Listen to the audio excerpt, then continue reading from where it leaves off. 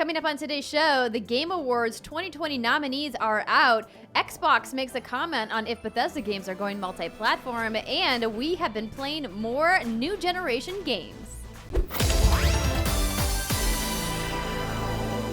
What's good, everybody, and welcome to another episode of the What's Good Games podcast, your source for video game news, commentary, analysis, and funny stuff every Friday. I'm Andrea Renee, joined by Miss Christine Steimer. Oh, hello. And Miss Brittany Brombacher. Oh, hello. I was saying to Steimer that you have B Nasty Brombacher? B Nasty Brombacher in the show notes, and I was like, does she want me to call her B Nasty?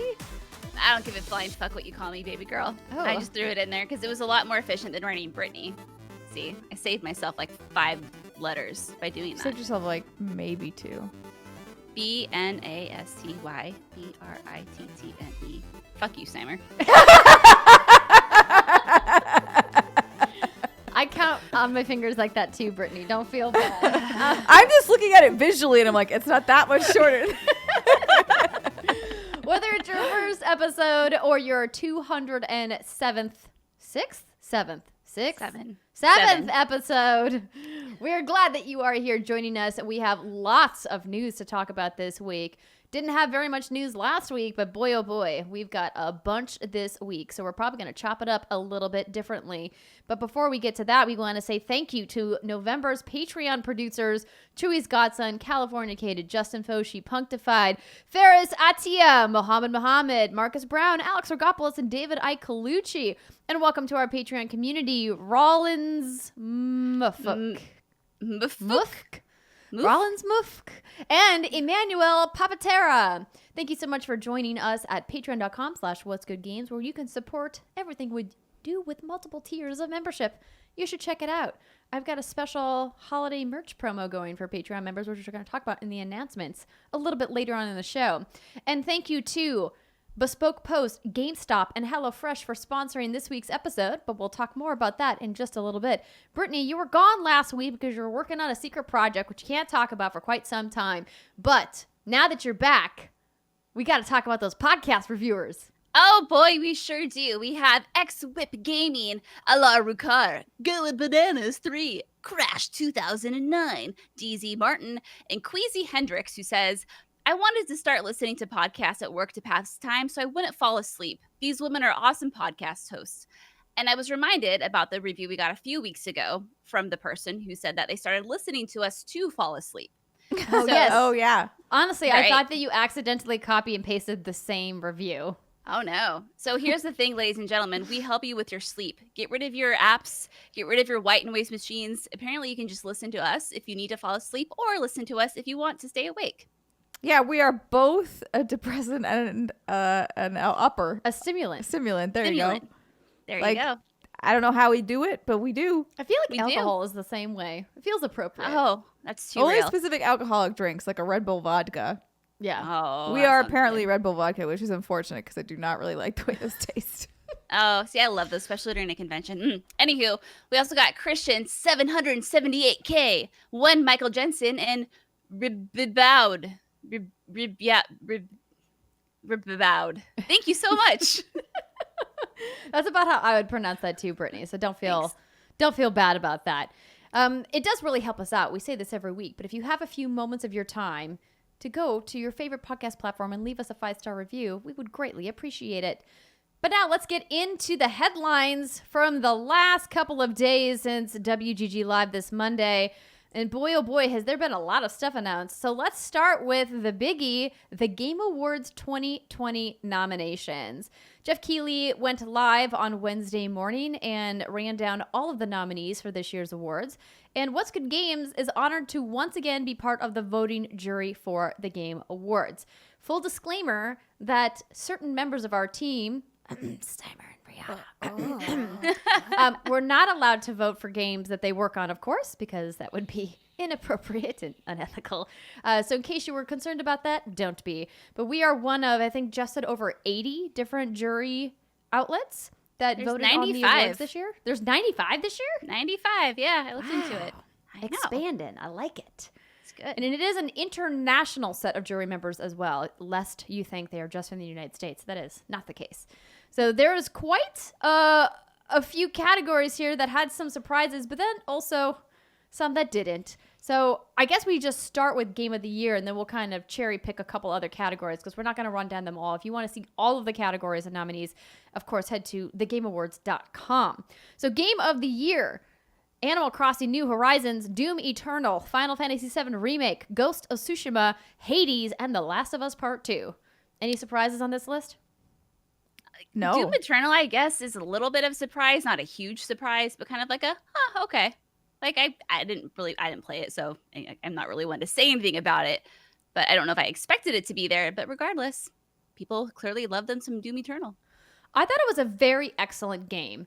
I don't know if I would have put it on this list over other games. In fact, my personal nominations did not include Doom Eternal for Game of the Year, but I think it was a really excellently made game. It absolutely deserves accolades. I think Animal Crossing New Horizons being on this list is a little bit interesting for me and also conflicting because clearly I love Animal Crossing, but I also don't know if I would call it Game of the Year, but it might be my personal favorite game of the year. Because I think every year when we do our annual awards at the very end of the year, we kind of talk about the games that impacted us versus the games that critically maybe deserve accolades. So to me, though, I think that this is a shoo-in. And I think all thought that The Last of Us Part 2 was going to lead nominations. And they did. Naughty Dog went home, I believe, with 10 different category nominations this year, out in the lead. PlayStation as a publisher dominated nominations with, I believe, 22 total nominations. Wow. And the second closest publisher was Xbox with 8. Yes. So Okay, yes. Yeah. I mean, it Who sounds thought right.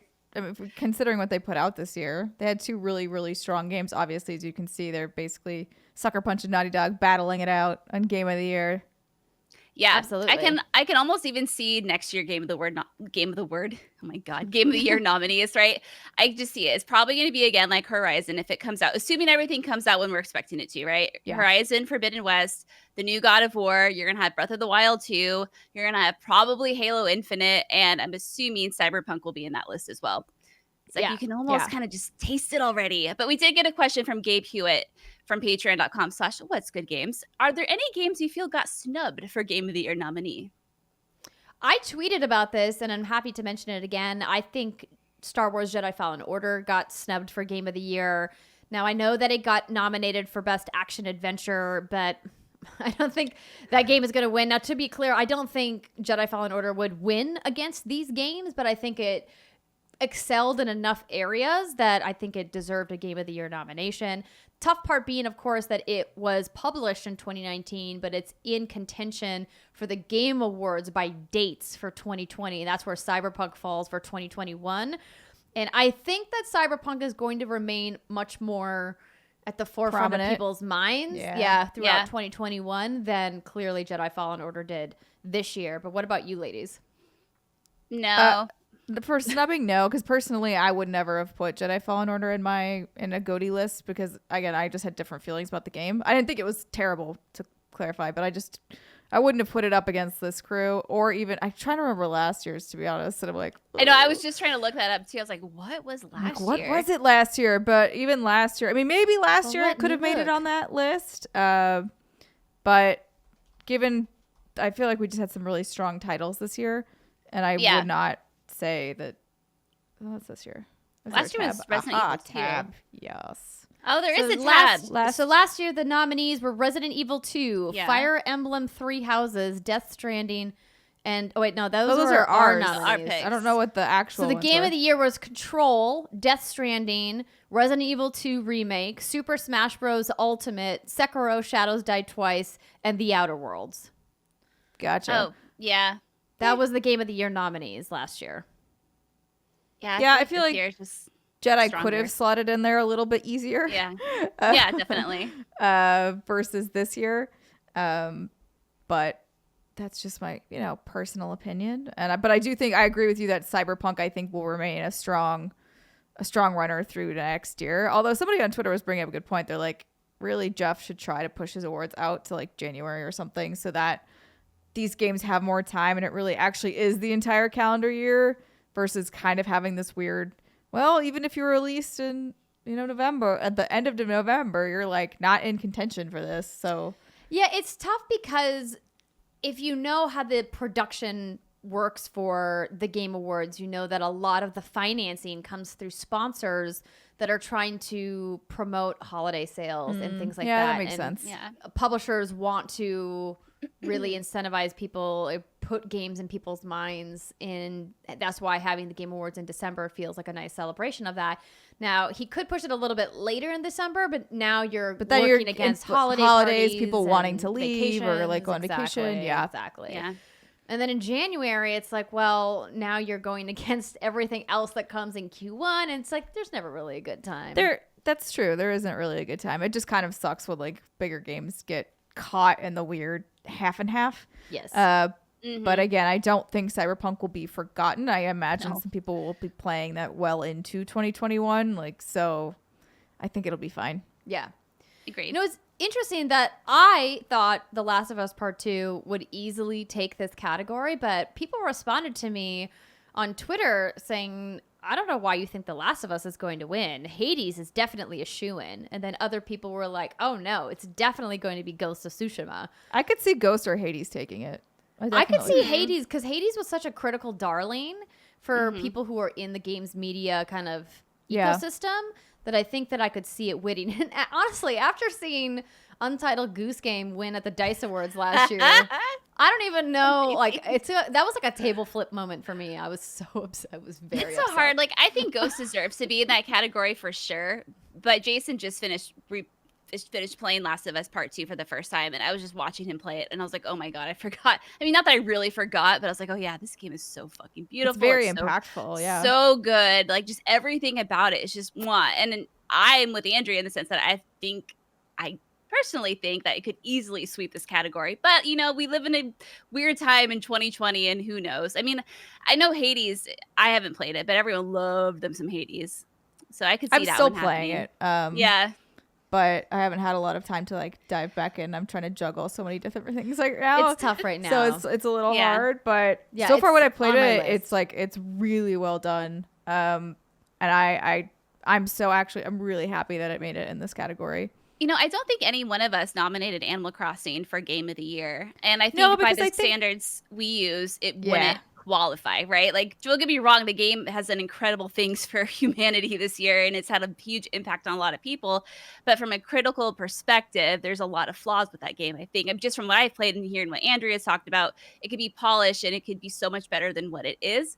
But, you know, I guess everyone's criteria is just a little different. And like we were saying, there's 94 other outlets. So clearly, no, that was an issue for them to submit it for this nominee for this category. Yeah, I definitely see it. It's also kind of one of those things where Animal Crossing became more of a part of our culture, really. So when games transcend that, even if they do have problems, you kind of have to acknowledge it. Yeah, so this was what led me to talking about this category that I proposed. We also got another question from Javin Mather, who writes, if you could devise your own category for the Game Awards, one silly and one legit, what would they be? So I'm going to pin my silly one for a second and talk about the legit one. So I had tweeted to Jeff in the Game Awards saying there should be a trending game of the year category. Yeah. That allows for games that had like a zeitgeist with streaming communities or online communities, but that maybe doesn't fit in one of these other categories for them to still get recognition. Like, for example, Among Us, like, squeaked in with consideration because they technically released new content this year, but that game is 2 years old. Yep. But that game is also like not the exactly hot shit doing right now. super innovative stuff, right? It's actually like inspiration from a different game and several other games, right? And so do they deserve to be nominated for Game of the Year? Absolutely not. But would they absolutely take home a category like trending game? Probably. Yeah. But then there's games like Phasmophobia that Brittany and I played a lot of that's in early access and clearly was broken in many ways. But was still a lot of fun and a lot of other people played, right? And so there's games like that that I think deserve to be nominated, like Animal Crossing, and deserve to be recognized for their impact on the gaming community and our kind of social conversation, but maybe don't fit into one of these other categories. Yeah, and don't necessarily need to be set against the same benchmarks that you would a GOTY. Right. Exactly. Yeah. No, I think that would be a really good idea. A really good addition. That's what I had too. But I did almost like guffaw out loud when Animal Crossing was nominated in the best multiplayer category. Yeah, what's if up I with had had water or coffee in my mouth, I probably would have done a spit take because I was like, how dare you? How fucking dare you? Yeah. Put Animal Crossing's multiplayer in this category against things like Call of Duty Warzone, which I think should win, or Valorant, which was also amazing. Plus, Fall Guys Ultimate Knockout did great multiplayer things this year as well. Obviously, I still think, that some of these other people in the category are doing really innovative, cool things. But and Among Us is in that category as well. But I'm like, really, Animal Crossing? Really? Yeah. Yeah, that's multiplayer, not one of that game's strong suits. Obviously, it has it, and it's made it fun, and yes, it is a core element of the game, but it is not done well. No. In fact, third-party sites had to fix it, basically. So. Yep, exactly. Mm-hmm. There's a whole reason why the turnip exchange has to exist. Yes. It's because the multiplayer doesn't work properly. Because you have to wait every time someone exits For or the enters love your of island. God. And heaven forbid you're in a menu or you're talking to an islander. Nope, can't do that. Why would you want to do that? Not that it's going to have any impact, but please no one vote for Animal Crossing just because of the fact that if you do this, you're enabling Nintendo. And I'm LOL, they're really going to give a flying fuck what I'm saying Nintendo right now. They don't give a shit, but come on. They're like, we were nominated for an award. Whatever. Let's go back to our piles of money. And it's not any enabling. They're going to just do what Nintendo's going to do, which is remain 50 years behind on the times. And it's just come on. That tech. Yep. Tech, man. You're right. But Britt, you highlighted a couple other key categories that we can chat about. Oh yeah, let's do. I thought this one was interesting. Most anticipated game. So the way this one works is if you go on the Game Awards Twitter account, they have a link and you DM your choice. So that's how it's all voted on. So you have Resident Evil Village, Halo Infinite, the Breath of the Wild sequel, Horizon Forbidden West, God of War Ragnarok, and Elden Ring. I want all of those except for Halo, and maybe actually no, that's not true. Resident Evil, obviously, no, thank you, but I know that it's going to be very hype. Halo, I'm like, whatever. Breath of the Wild, I really liked it, if they fixed the weapons breaking, I would be into it. Yes, because that was what ruined it for me. I just had to stop playing it because I was like, oh my god, I just had a thing. It's fucking broken now. Felt punishing for the sake of being punishing. But those bottom three are I don't know that I could choose. They're between Horizon, Elden Ring, and God of War. Yeah. And then throw Cyberpunk in there. Are you saying it's going to be pushed? Technically Cyberpunk was not eligible for most anticipated because it was 2021 release. You know where my mind was? My mind was that that's probably going to be the Game of the Year nom list for the most part next year. And I was like, oh, right. Yeah, no, it's going to be tough. So one of these games in this most anticipated list either has to get delayed to 2022 or they're going to get knocked off, or Cyberpunk's going to be a monumental flop that nobody saw coming. I don't anticipate that. I anticipate Halo getting knocked off this list before I anticipate Cyberpunk getting knocked off. That's a very good point. Halo gets doesn't historically have a lot of recognition in Game of the Year nominations. We'll see. The other one I thought was kind of fun is Best Narrative. So 13 Sentinels, Aegis Rim, which I actually forgot all about that game, but I did play about 15 hours of it. Final Fantasy VII Remake, Ghost of Tsushima, Hades, and The Last of Us Part 2. Those are all very different stories. And it's interesting, too, especially with Final Fantasy VII Remake, because I've seen a lot of chatter on Twitter about this, since it's technically a remake. And some of the arguments folks are using is, well, it's a remake, therefore we knew. They already had the skeleton of what the story was going to be and how it was going to play out. But what I think is, I think that actually makes it a little bit more impressive, the fact that players such as myself, who was very familiar with Final Fantasy VII, we knew it was coming, but yet we were still on the edge of our seats. We were still surprised by things because they really did take that story and innovate some things in there that none of us really saw coming. And because of that, the impact that it had on new players as well, I think it's absolutely worth the nominee. Yeah, no, I agree with that. Because like I said, I did, a lot of the things that they did with the narrative were over my head because I wasn't, I'd never played this game before. Or actually, I had played this game before, but only about 10 hours of it. So it was exciting to me to go through and see it and then come back and talk with you and get to dissect it a little bit further and see what they had changed or what some of it meant, because I was like, I'm a little confused, but I think that's kind of normal. Wait, for which game? Final Fantasy. Oh, yes. Because once you explained the ending, I was like, but I needed a little hand holding through that part, because as a noob walking into it, it was a bit like, what on earth is going on here? I do not understand. I assume that was cool, but I don't entirely know why. I don't get the impact of it. Yeah. Yeah, and I wouldn't take away what happens in the last 30 minutes of a 60, 70 hour game away from everything else ahead of that. And clearly it had an impact on a lot of players, myself included. I have played, before Final Fantasy VII Remake, I played probably a total of 5 to 10 hours of Final Fantasy games in my entire life. But I played that one all the way through, had many nights that I was up until 2 or 3 o'clock in the morning, just one more mission, one more level. You know what's funny to me is, so Final Fantasy has always been turn-based, whatever. They changed it to more action-oriented. I play that game. I finished all the way through. Now, Yakuza, a series that has been more of an action-oriented game, but I've never finished any of those. Switches to more of a traditional JRPG with turn-based combat, and now I'm definitely gonna finish that one all the way through. I just think that's funny. It was like a weird swapperoo. Weird swap. It all balanced out. Yeah. That's fun. This other one, since our baby girl Andrea definitely was the one out of all of us rooting for Jedi Fallen Order, it was nominated in Best Action Adventure Game. So it's going up against Assassin's Creed Valhalla, Ghost of Tsushima, Marvel Spider-Man Miles Morales, Ori and Will of the Wisps, Star Wars Jedi Fallen Order, and The Last of Us Part 2. Andrea, how do you see that Jedi is some in that stiff category? competition? This is a monster category, and we did see Marvel Spider-Man Miles Morales not get, I think, as many nominations as I thought it was going to get in other categories as well. But I mean, to me, the best action adventures in this list, I mean, who's going to overcome The Last of Us?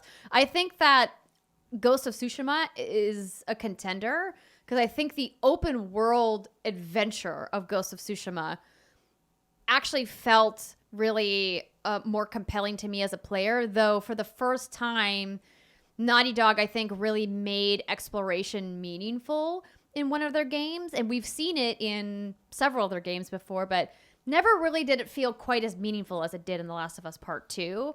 But it's so hard because they're both so good. And what Assassin's Creed did with Valhalla, which I'm going to talk about more when we get to hands-on later, is actually really amazing as well. And then what Miles Morales, I mean, there's not a bad game in this list. No. Have fun voting on that one. I know. It's going to be like, no. That's a girl to do. And Ori was one of my favorite games of the year, too. It's a tough category. Yeah, there's no way that Jedi Fallen Order is winning this category. No. This was a, hey, we remember that you exist. Here's a nomination. Right. But also, sorry, not sorry. Like, yeah. Yeah. I mean, they did great things with level design. There were some people that are in my mentions being like, I hated the level design of that game. And I was like, well, we're going to just agree to disagree, because I really enjoyed the level design of that game. For me, it depended on the planet. Some of them I really liked, and some of them I was like, I am irritated by this. Backtracking. It just depended on where I was. Yeah. And a couple more. Continue. Next one, Best RPG. Final Fantasy VII Remake, Genshin Impact, Persona 5 Royal, Wasteland 3, and Yakuza Like a Dragon. Yakuza! Honestly, I just am having so much fun with Yakuza. I also really liked Final Fantasy, clearly, but yeah, I'm struggling on this one too, because I haven't played Persona 5 Royal, but I haven't played the Royal version. I played the OG version. Same, and I've spent a good amount of time with all of these, and yeah, but for me, it's definitely between Yakuza, and Final Fantasy VII Remake. Yakuza. I'm on the struggle bus with this one. My gut is telling me I'll probably ultimately vote for Final Fantasy VII Remake, because I feel like that was just a much more polished experience, which isn't surprising, right? Because Square has been making RPGs since the dawn of time. And for Yakuza Like a Dragon, this is RGG's first attempt into making their very first RPG. So I think there were some polishing issues with Yakuza Like a Dragon that aren't too terrible, but if you look at it from a critical perspective, you kind of have to like put some marks against it. But it's hard because it's so much fucking fun. I think I've had more fun with Yakuza Like a Dragon than I had with Final Fantasy VII Remake, but from a critical perspective, anyway. No, I get you. And this has been another category that I've had a lot of struggles with. And it's something that I've asked Jeff about in the past because there's so many hybrid games that are in the RPG category technically. Like Final Fantasy VII Remake is an action RPG, just like games like Assassin's Creed Valhalla is an action RPG. I would argue there is more RPG customization on your character and your gear in Assassin's Creed than there is in Final Fantasy VII. And I would argue that games like Destiny would also be considered an RPG, but they're an action FPS RPG because of the deep level of gear customization and character customization, because that's traditionally what an RPG has been characterized by, is deep character customization. And so I think this category really needs to innovate because a lot of games are hybrid genres today. And like your classic RPGs, like your old school Final Fantasies, are actually kind of few and far between today. Yeah, it's going to be another hard one. That's what she said. And finally, best performance. This will be a fun one. So we have Ashley Johnson, Ellie, The Last of Us Part 2, Laura Bailey, Abby, The Last of Us Part 2, Daisuke Tsuji, Jin, Ghost of Tsushima, Logan Cunningham, Hades, and I'm going to try to say this right, Naji Jedrum, Miles Morales, Spider-Man Miles Morales. Hope I said that correct. I think this is a stacked category. Again, no losers in this category. I was really pleased that there was a Hades nom here because I wasn't sure that Hades would make it into this category, but I have also really enjoyed the voice acting in that game. So that made me really happy, and then it's just nice to see like kind of a variety of representation here. Oh, absolutely. So it's really great. cool. And yeah, I'm like, can they all win? Because they all did a very good job. They're all so good. Yeah, I don't know. This is going to be another hard one. It's interesting, though, because I actually didn't listen to Jin's performance at all because I had the Japanese VO on the entire time I played Ghost of Tsushima. That's a good point. I also had the Japanese voices on the entire time, which is why I didn't think about nominating him, because I, like many people that I know, didn't listen to the English VO at all. I listened to all Japanese that whole game. So, unless he did both, I don't know. Don't believe so. I don't know either. I have not looked into that enough. No. Same. Something worth exploring. Google that. I do want to give a shout out to the Content Creator of the Year category. This is always a really fun one for the community. Friend of the show who was just here last week, Alanah Pearce, got nominated, as did Jayan Lopez, Nick Merckx, Tim the Tapman, and Valkyrie. So congrats to all of them. But we're rooting for you, Alanah, and hopefully people out there are going to vote for you too, because I think that she has done some amazing work this year. Not to take away from what everybody else did, but obviously she's been hustling. Alanah. Oh yeah, we do. All those charity streams. Kazuya Nakai is the person who did the Japanese VO for Jin. All right, got it. All right, well, so different person. Good to know. If you guys want to check out all of the nominees for the Game Awards this year, of course, thegameawards.com is the best place to do that. You can also go to at the Game Awards on Twitter. They put out little clips and snippets of all of the different categories, and there is a lot to go through. Lots of great games. Lots of spirited discussion to be had. That's a nice way to put it. We should circle back to Javin's question really quick. I was just going to do that. Yes. Brittany, so do you have a category? I think a fun category for, I don't know if this would be considered a silly one. It would, if we go with my title, would be like the best holy shit moment. Now, this could be tricky because you'd probably run into spoilers. I mean, you would run into spoilers. But what is the one moment in the game that made you just like your jaw fall open? That's gruesome as fuck. That works. But it works. Yeah. You know, you put the controller down. You can't believe that just happened. Jaw dropping. Thank you, Steimer. That. But yeah, like that one moment that you're like, holy fucking shit, that just happened. I can't believe that just happened. I think that would be a fun one. It could be, maybe a character death or a plot twist or a really funny moment or something. I think that would be a fun one. Almost like our most emotionally devastating moment in the What's Good Game Awards. Oh man, wrecks me every year. There's gonna be a couple this year. I can already think of like 3. Yeah, there's been a lot of emotional turmoil both in games and in real life this year. Yes, Ain't that the truth? Boy. I think they should definitely include like a best animal category, whether or not it's playable. Like it could be a mount, it could be just like a cat you can pet in the game, like whatever. Like just that's the silly one that I think would be funny. That would be fun. I think Sponsored by Petco. I feel like people. There you go, Jeff. Look at that. Steimer's just writing your content for you. Here's Step the into full that. package. You can take it. I thought like best photo mode would also be a fun category since a lot of games are doing that now, and it encourages people to show and showcase their games on social media. So that could be a really fun category that could, incentivize people to, get social with postings and things like that. Get social. Yeah, silly categories. I don't know. Yeah, it's hard to tell. I'm kind of surprised there's no horror game category. I know there's probably not a lot to choose from, but I feel like this year you have a lot, right? You got Little Hope, Amnesia. You could throw in Phasmophobia, Resident Evil 3. I think the problem is like it would depend on the year, and some years would be so light that it would be hard. Yeah, and then some years would be more than others. So I think that's probably why he doesn't do it. And I agree that I wish there was a better way of breaking down genres and or categorizing them in a slightly different way that maybe we can't think of right now, like just to make it feel a little bit better and less like, well, this could be this or it could be this, or like just we just want to celebrate the cool games. That's all we want to do. All we want. It's true. Spooky games. It's Woo-hoo. true. And on that note, we're going to take our first break of the show because we have a lot more news and headlines to get to. Stick with us, everybody. We'll be right back.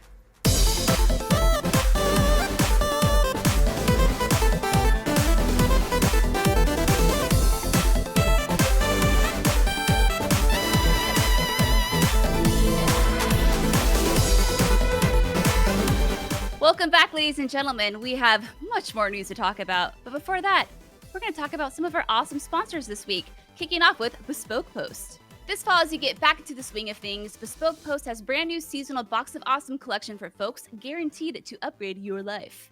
Whether it's cozy threads for when the temperature dips or gear to upgrade your autumn craft beers, Bespoke Post only sends folks the best stuff every month. It can also be stuff you never knew you needed, like items for your home office that you're clearly never leaving, or your kitchen that is going to be getting a lot more use over the winter. No matter what you're into, Box of Awesome has you covered. From style and grooming goods to barware, cooking tools, and outdoor gear, Box of Awesome has collections for every part of your life. Some new boxes are perfect for the holidays, like the Feast box with a high-quality carving knife or fork, or the Alchemy box, which has classic bartending tools that Andrea would probably love, and that giant ice cube tray that you've been wanting to get. To get started, take the quiz at boxofawesome.com. Your answers will help them pick the right Box of Awesome for you. They release new boxes every month across a ton of different categories, so it could make a great gift for that special someone. It's free to sign up, and you can skip a month or cancel anytime. Each box only costs $45, but has over $70 worth of gear inside. So you can get 20% off of your first monthly box when you sign up at boxofawesome.com and enter the code WGG at checkout. That's boxofawesome.com, code WGG for your 20% off your first box. And this week's episode of What's Good Games is also brought to you by HelloFresh. Get fresh, pre-measured ingredients and mouth-watering seasonal recipes delivered right to your door with HelloFresh, America's #1 meal kit. HelloFresh lets you skip those trips to the grocery store and makes home cooking easy, fun, and affordable. HelloFresh offers convenient, no-contact delivery to your doorstep for easy home cooking with the family. The recipes are super simple to follow with steps and pictures to help guide you along the way. HelloFresh cuts out stressful meal planning and grocery store trips. We've all had that fight about what are we having for dinner tonight? No more with HelloFresh. Now you can enjoy cooking and get dinner on the table in about 30 minutes. And feeding the whole family has never been easier with lower prices for larger box sizes, so more servings means more savings.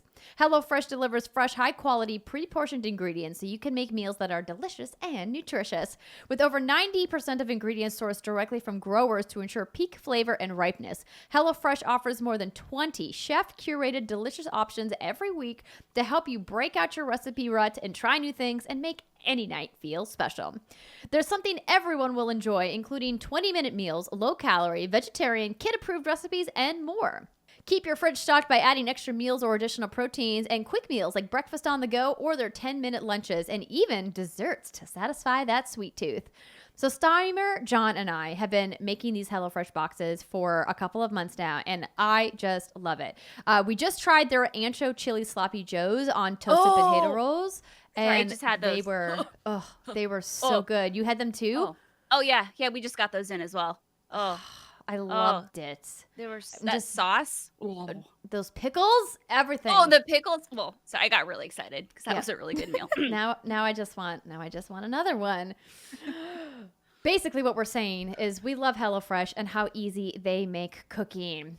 So if you guys want to save on your monthly grocery bills, or if you've noticed that you've been hitting those food delivery apps maybe a little too much recently, maybe you should check out HelloFresh.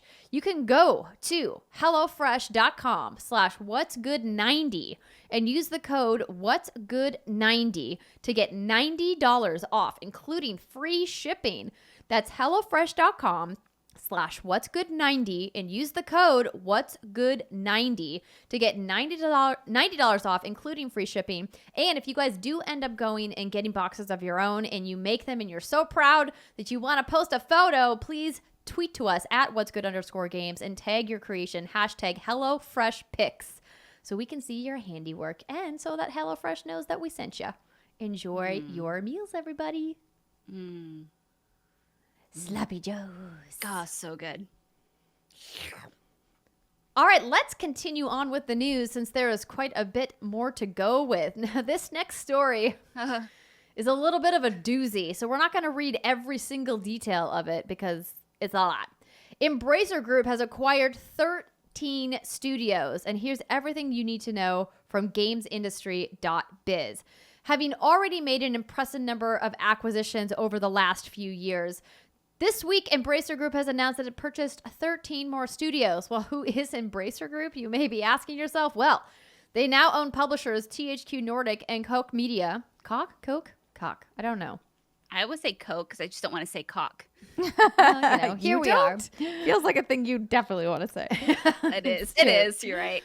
So they've revealed that they have new acquisitions alongside their financials for the first half of their fiscal year, and that some studios have been purchased by the group itself while others have been purchased through subsidiaries. So here's a breakdown about everything that's now under this one umbrella. So acquired by Embracer Group includes Coffee Stain North, Quantic Lab, Snapshot Games. Koch Media is Flying Wild Hog. THQ Nordic, in addition to everything they owned previously, is now Purple Lamp Studios. Plus, acquired through Saber Interactive. I forgot that Saber was part of that group. 34 Big Things, Madhead Games, Sandbox Strategies, Zen Studios. Acquired through Amplifier Game Invest is Silent Games. Through Deca Games is A Thinking Ape and Lugo Mobile Entertainment. This is bonkers.net, as John Drake likes to say. It's interesting. And if you look at this gamesindustry.biz article, there's so much information about every single one of these studios. If you're reading it, like, these aren't all small studios. I mean, they're not like, all indies. Some of them have a few hundred developers. This one right here, Quantic Lab, has 390 staff, for example. And most of these look like they have multiple projects in the works. It just blows my mind. Like, I want a number, ladies. Like, how many games are going to be like under this whole umbrella? It's just crazy. Craziness. It's interesting because while a lot of these studios, as you mentioned, aren't small, there isn't like a ton of household name games in this portfolio. Doesn't mean that they're not selling a lot of copies of games. It just means that they're not necessarily recognizable without an explanation of who the studio is or what their history is. And so it almost makes me feel like there's this rise of middleware coming back in a way that we haven't seen for quite some time. But I don't know. What do you think, Steimer? I mean, yeah, that definitely is what it feels like. I guess time will just tell whether or not it goes the same way it did last time, or if this is a more sustainable business. Wow, my brain is just like, words are gone. Business plan like that they have for some reason, but I don't know, man. It's kind of bizarro to me to just be like, yeah, we just keep acquiring stuff, and I'm like, neat. How cool. How much money do you have? Like, where are you getting all this money from? Who keeps funding these acquisitions? That's my question Question mark. It's bonkers. Yeah, Part I'm of me looking at- thinks They're just that- hoarders. That's what they are. They want to own all of the Pokemon You know, Brittany hoards video game collectibles and tiny don't towns like anymore, Halloween ladies. Town and Christmas towns. We're gonna go off real quick. I am moving all of my shit from one room to the other, and I want everyone to know that I have bought maybe only 3 collector's editions this year. Everything else, listen, I'm gonna sound like a fucking snob right now, but legit, it's all like promotional influencer stuff that you get sent. And like, this is all very kind and I'm very appreciative of it, but you're not helping me, because once you send it to me, then I have a hard time of getting rid of it. Then that's when the problem starts. Just True. don't send it to me. I mean, please do, but please don't. But Like don't. this awesome Yeah, Godfall but do, but don't. helmet. Do, But do, but, yeah. but don't. but don't. Anyway, that's a little update Please on my decipher hoarding. this on your own Anywho, free will. I'm getting better. Good. I got better. Well, clearly this company is not getting better. They just acquired No. a bunch more. But I think that there's maybe a silver lining here to the story as to why this is happening. And I'm hoping that that maybe some of these studios were struggling through the pandemic and maybe some of their games didn't sell as much, and they can maybe, by joining together, combine resources and hopefully save a bunch of jobs. That's what I'm like trying to read between the lines here, if that's part of this story here or if it's just purely profit driven. Yeah, a lot of it looks like it's probably profit driven. Just sort of like what I'm reading. It does sound like a lot of these studios are retaining their authority over them. Like they're still going to be in charge of all of their stuff, which is great. But it's kind of fun to see Coffee Stain. I mean, I guess they've been working with them for a while because they did Goat Simulator, which I really liked. Also, I did. almost said Goat Stimulator, and that would have been a wildly Very Wow. different game, You know, I wouldn't be surprised if a game like that exists. but got on banned Steam. off every platform. Whew. Very different game. No, I just kind of feel like Embracer is at that point in the Monopoly game where they're just Like, here's the thing. collected all the hotels. It's in their name. Embracer Group. They are opening their arms wide to embrace all of the studios, big or small. Come be part of us. Oh, boy. Wowzers. Well, if you guys want to see all of the details on these individual studios, again, gamesindustry.biz is the place to do that.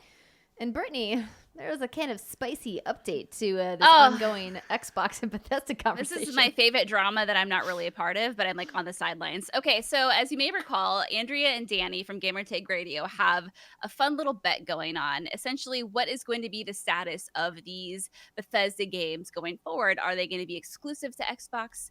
Are they going to make an appearance on PlayStation? Now, Andrea thinks... Go Our ahead. bet, just to be clear, crystal Yeah. clear, our bet is specifically about Starfield being platform exclusive to Xbox and PC indefinitely. So that was Danny's bet. And I said, I don't think that's going to be the case. I said, I don't think Starfield will be platform exclusive.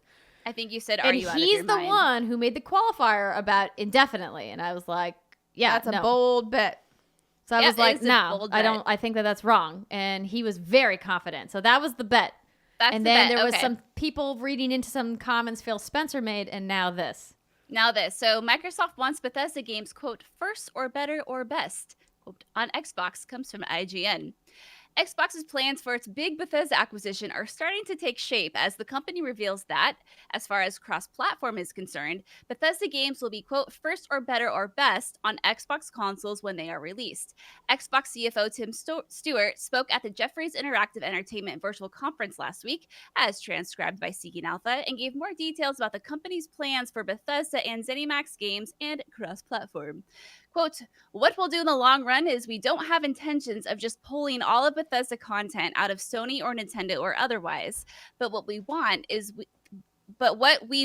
we want that content in the long run to either be first or better or best, or pick your differentiated experience on our platforms. We still want Bethesda content to show up the best as on our platforms. Stewart was clear that his statements aren't meant to announce pulling content from other platforms, but says the audiences will see Xbox, quote, continue to see a shift towards a first or better or best, take a shot every time I see that, approach on our Don't, you'll die. platforms. You will die. He also mentioned how the strategy will help Xbox's prized Game Pass program moving forward and blah, blah, blah, blah. Anywho, so Andrew, So how do this you sounds see this to me helping like you? Danny should pony up already and just Okay, there give you you go. whatever the bet was. That's what people were saying to me, to him, about Phil Spencer's comments, because Phil Spencer's comment made it seem like, why would they go multi-platform when they have PC?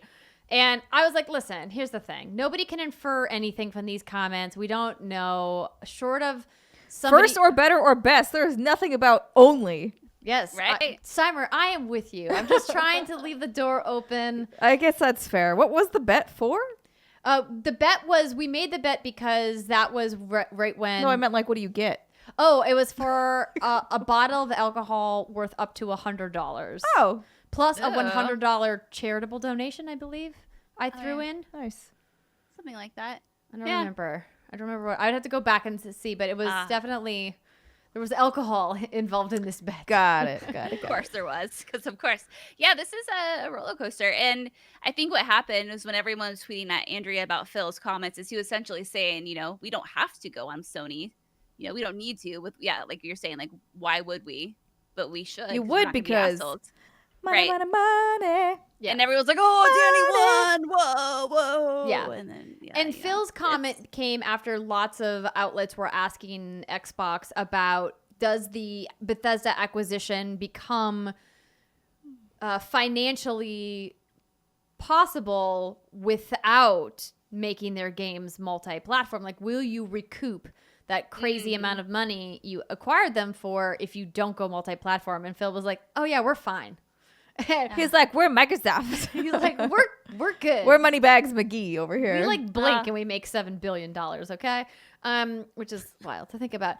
So I think that was Phil's point earlier. Yeah. Like, we don't need the money to become profitable by making Bethesda games multi-platform, but like, why wouldn't we? And that's an interesting idea because I said to Danny back then that Xbox, and Phil specifically, has been stumping for broadening the gaming community and getting rid of these exclusive platform restrictions and breaking down barriers. Yeah. And so why would you put a wall up when you've been stumping for taking those walls down really heavily with their partner Nintendo, quite honestly? Like, if you look at some of the public things they've said over the last couple of years, and then a bunch of people on the internet came after me and they're like, he just means between Xbox and PC. And I was like, ugh, this is exhausting. But no. Yeah, no, I think you will reap the benefits of this bet is all I'm going to say. I think so too. I was very confident when I made the bet, but so was Danny. Because I also think, like, I mean, it's hard to acquire a company like Bethesda and then take away, right? Like, that's just a hard PR move, let alone business decision wise. That would just incite the ire of so many fans, and kind of unnecessarily, because really they win either way. If they do get, you just get better content, or you get whatever, an enhanced version, you get more content, you get exclusive DLC, you Early get whatever. access, Yeah, like there's whatever, first, the things that they've done over the years, that usually is enough to like influence somebody one way or the other, or they're just going to be on PlayStation anyway, and you've lost a sale initially if you just don't cater to those people. And again, like, I just think it's too bad of a PR move to be like, yes, we bought Bethesda and now go fuck yourself, everybody. Yeah, that doesn't really go with this image that they've spent this generation kind of building up, right? Or like right. That was my point, is that it doesn't make sense at all. But correct. Yeah, from a brand perspective, it doesn't make sense for them to do that. Especially, it just feels very aggressive in a way that they are not being, because it feels like they are, to your point, trying to differentiate themselves in other ways so that everybody has their own space to play in this little economic bubble that we have. So it's like, Nintendo, you're over there doing your thing. We'll let Sony be over there doing their thing. And then we want to be this other thing over here. And considering a lot of their things are all about value and about the customer, yeah, it would just be kind of the antithesis of what they're going for, to be like, we are now locking things. Yeah. This is what I said. Anywho, time will tell on our Starfield bet. I am not going to make good, and Danny's not going to make good on that bet until we have official a release confirmation date and platforms, which we will not have for quite some time. Yeah. Well, hopefully we have in 2021. Dude, can you imagine if we added Starfield? No, I think Starfield got over. I think people have forgotten about Starfield, which is why it wasn't in that most anticipated list, because we just haven't seen. I just think it's too far out. I think it's Do you? over I feel yonder. I feel like I thought 2021 is not unrealistic. I don't remember what year they announced it. I'm going to be They honest didn't. with you. They didn't give haven't. a No. year. I meant what year they even like. What year was Oh. that? What we were at E3? It was 2 Oh, years we ago, were I all- think. Yeah, we were all drinking at Bethesda Land in the audience. I remember, Yeah, I remember that, but Yeah, I it was just don't remember what 2018, year it was. If it was Because it last wasn't our okay. first E3. It was our No. second E3. Okay. Yeah. Okay. Oh, that was fun. Yeah, I That feel was a like fun it's day. still considering that was not showing any gameplay.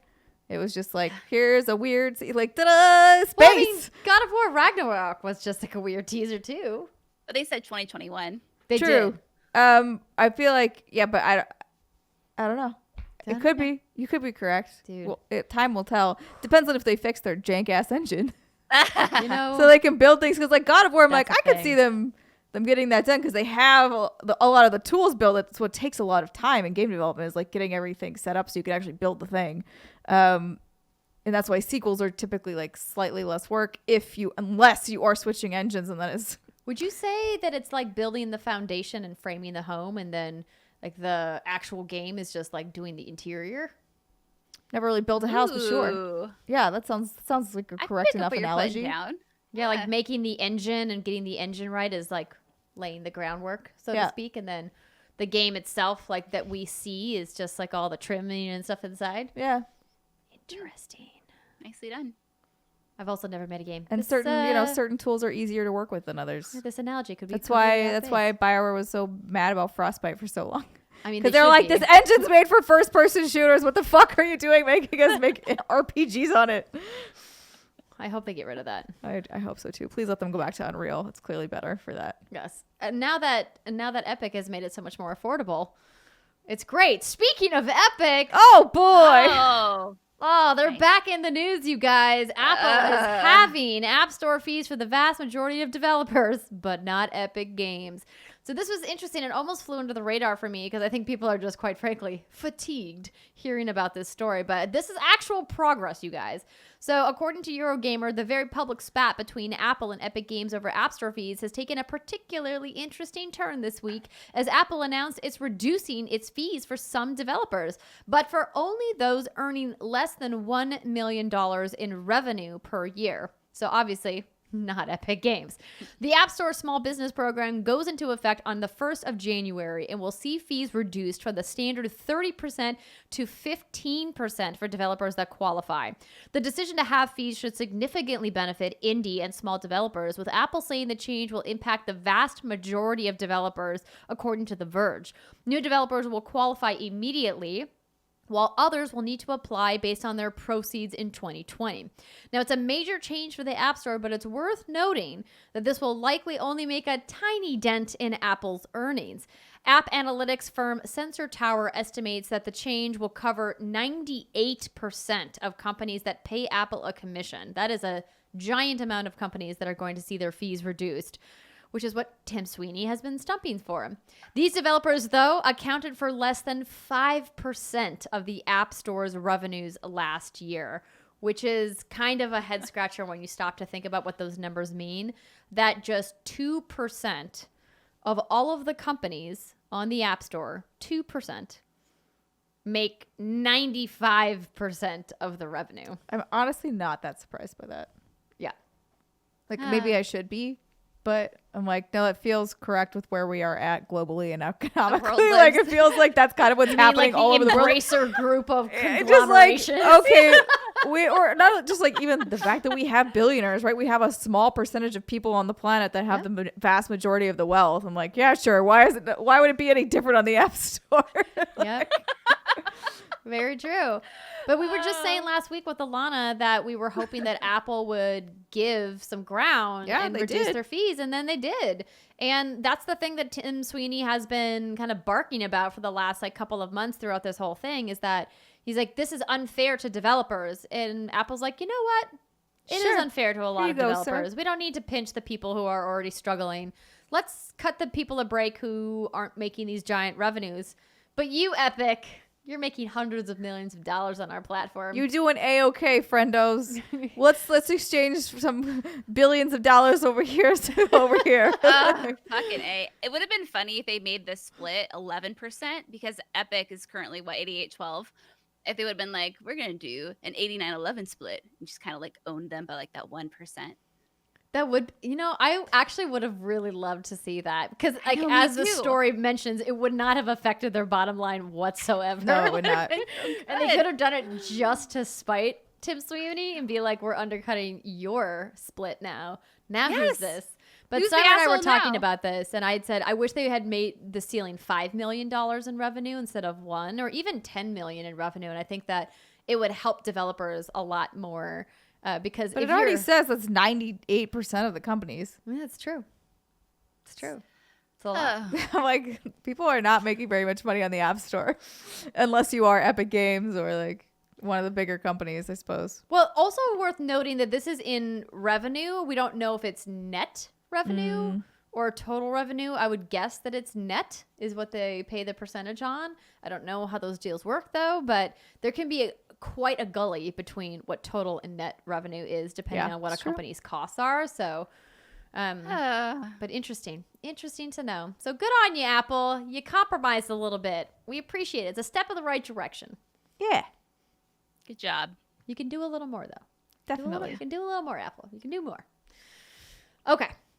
Continuing on in some more happy news. Ooh, I want to read this. All right, So Steimer, that you go can on. react to Yay. it, even though you are Animal Crossing enthusiast. It's true. Guess what, everybody? Animal Crossing's big winter update adds new holiday events and more home storage.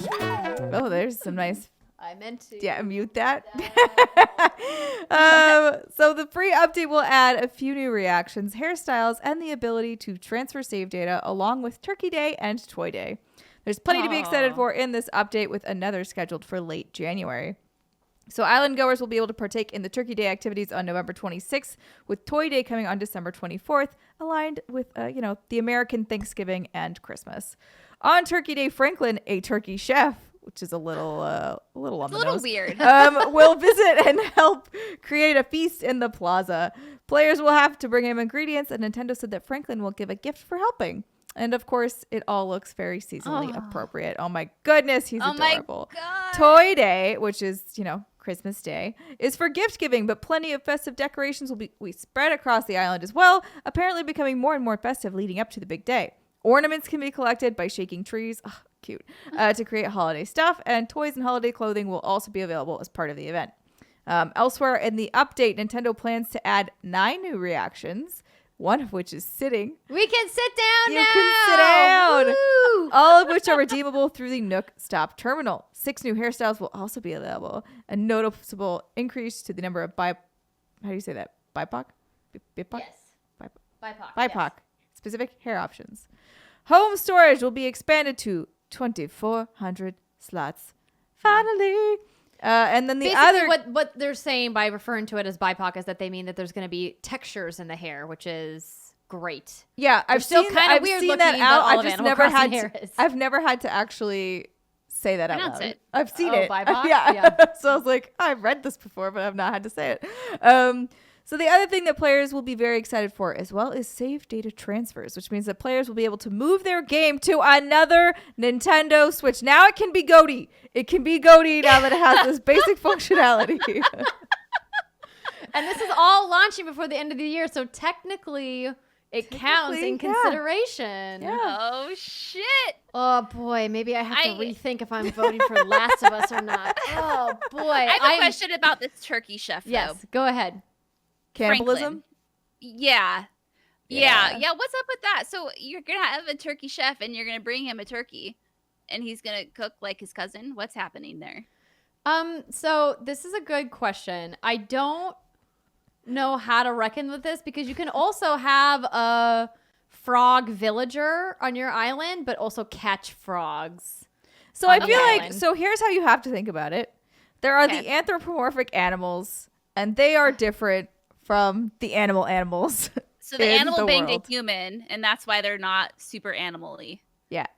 Well, I don't think that happened. That's some bestiality at play. That's not okay, friends. No, that that's Nintendo would definitely not be promoting in any way, shape, or form. I have to start Look at how thinking cute before I Jingle speak. is. Ah! Thank you, I Steimer. know. I'm Let's so change excited. the I'm topic. so ready for all of this freaking It looks Christmas so stuff. cute. I'm so ready. It like makes me want to go back to Animal Crossing, but Me I'm gonna too. need a few Come million back, you bell guys. loan from Andrea Renee. Listen, here, no, just invite me to your island. I will pick all of your weeds. I'll help you get everything ship shape. It'll be great. Okay, for my winter break, I can come over and we can sit on the couch next to each other and just like redo the island. Yes, sounds I so would love cute nothing and more. wholesome. There's yoga.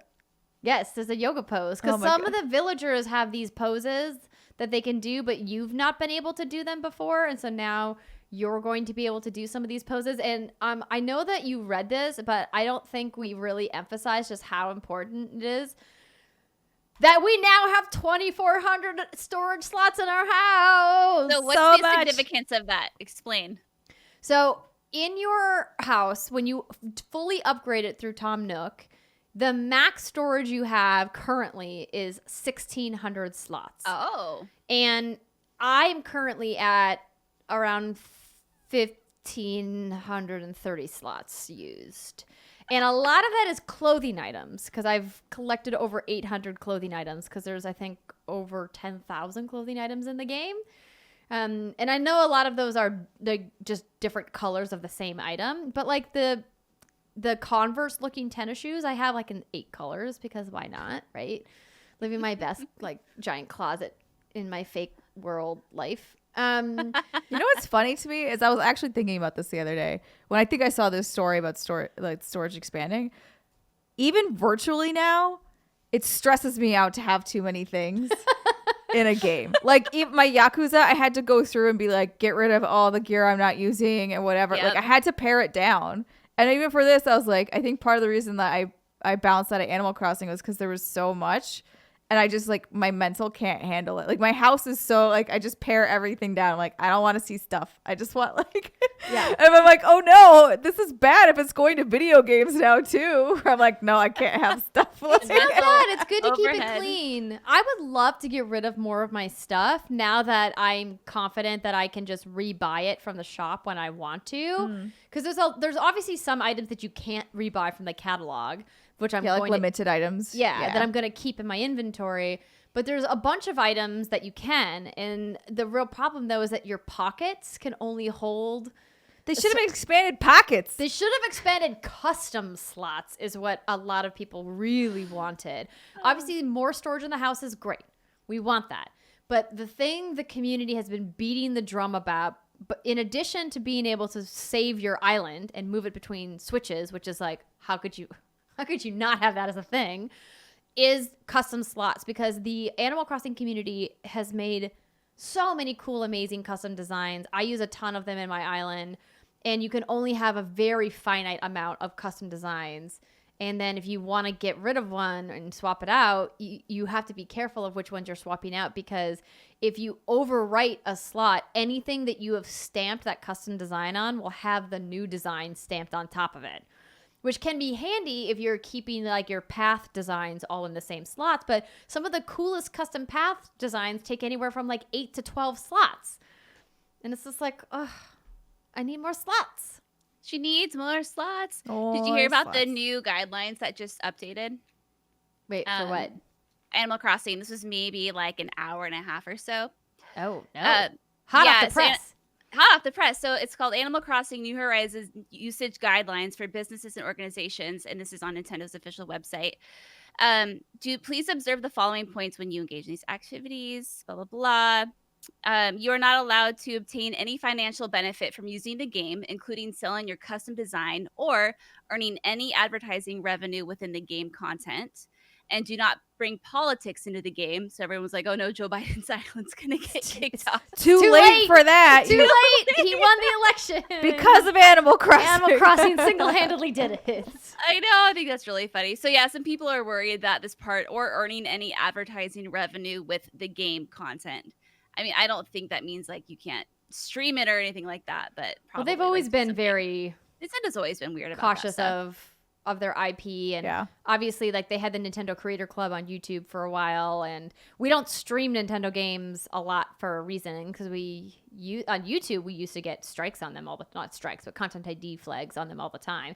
But I haven't had any problems with my Animal Crossing Island on Twitch. A ton of people stream Animal Crossing on Twitch.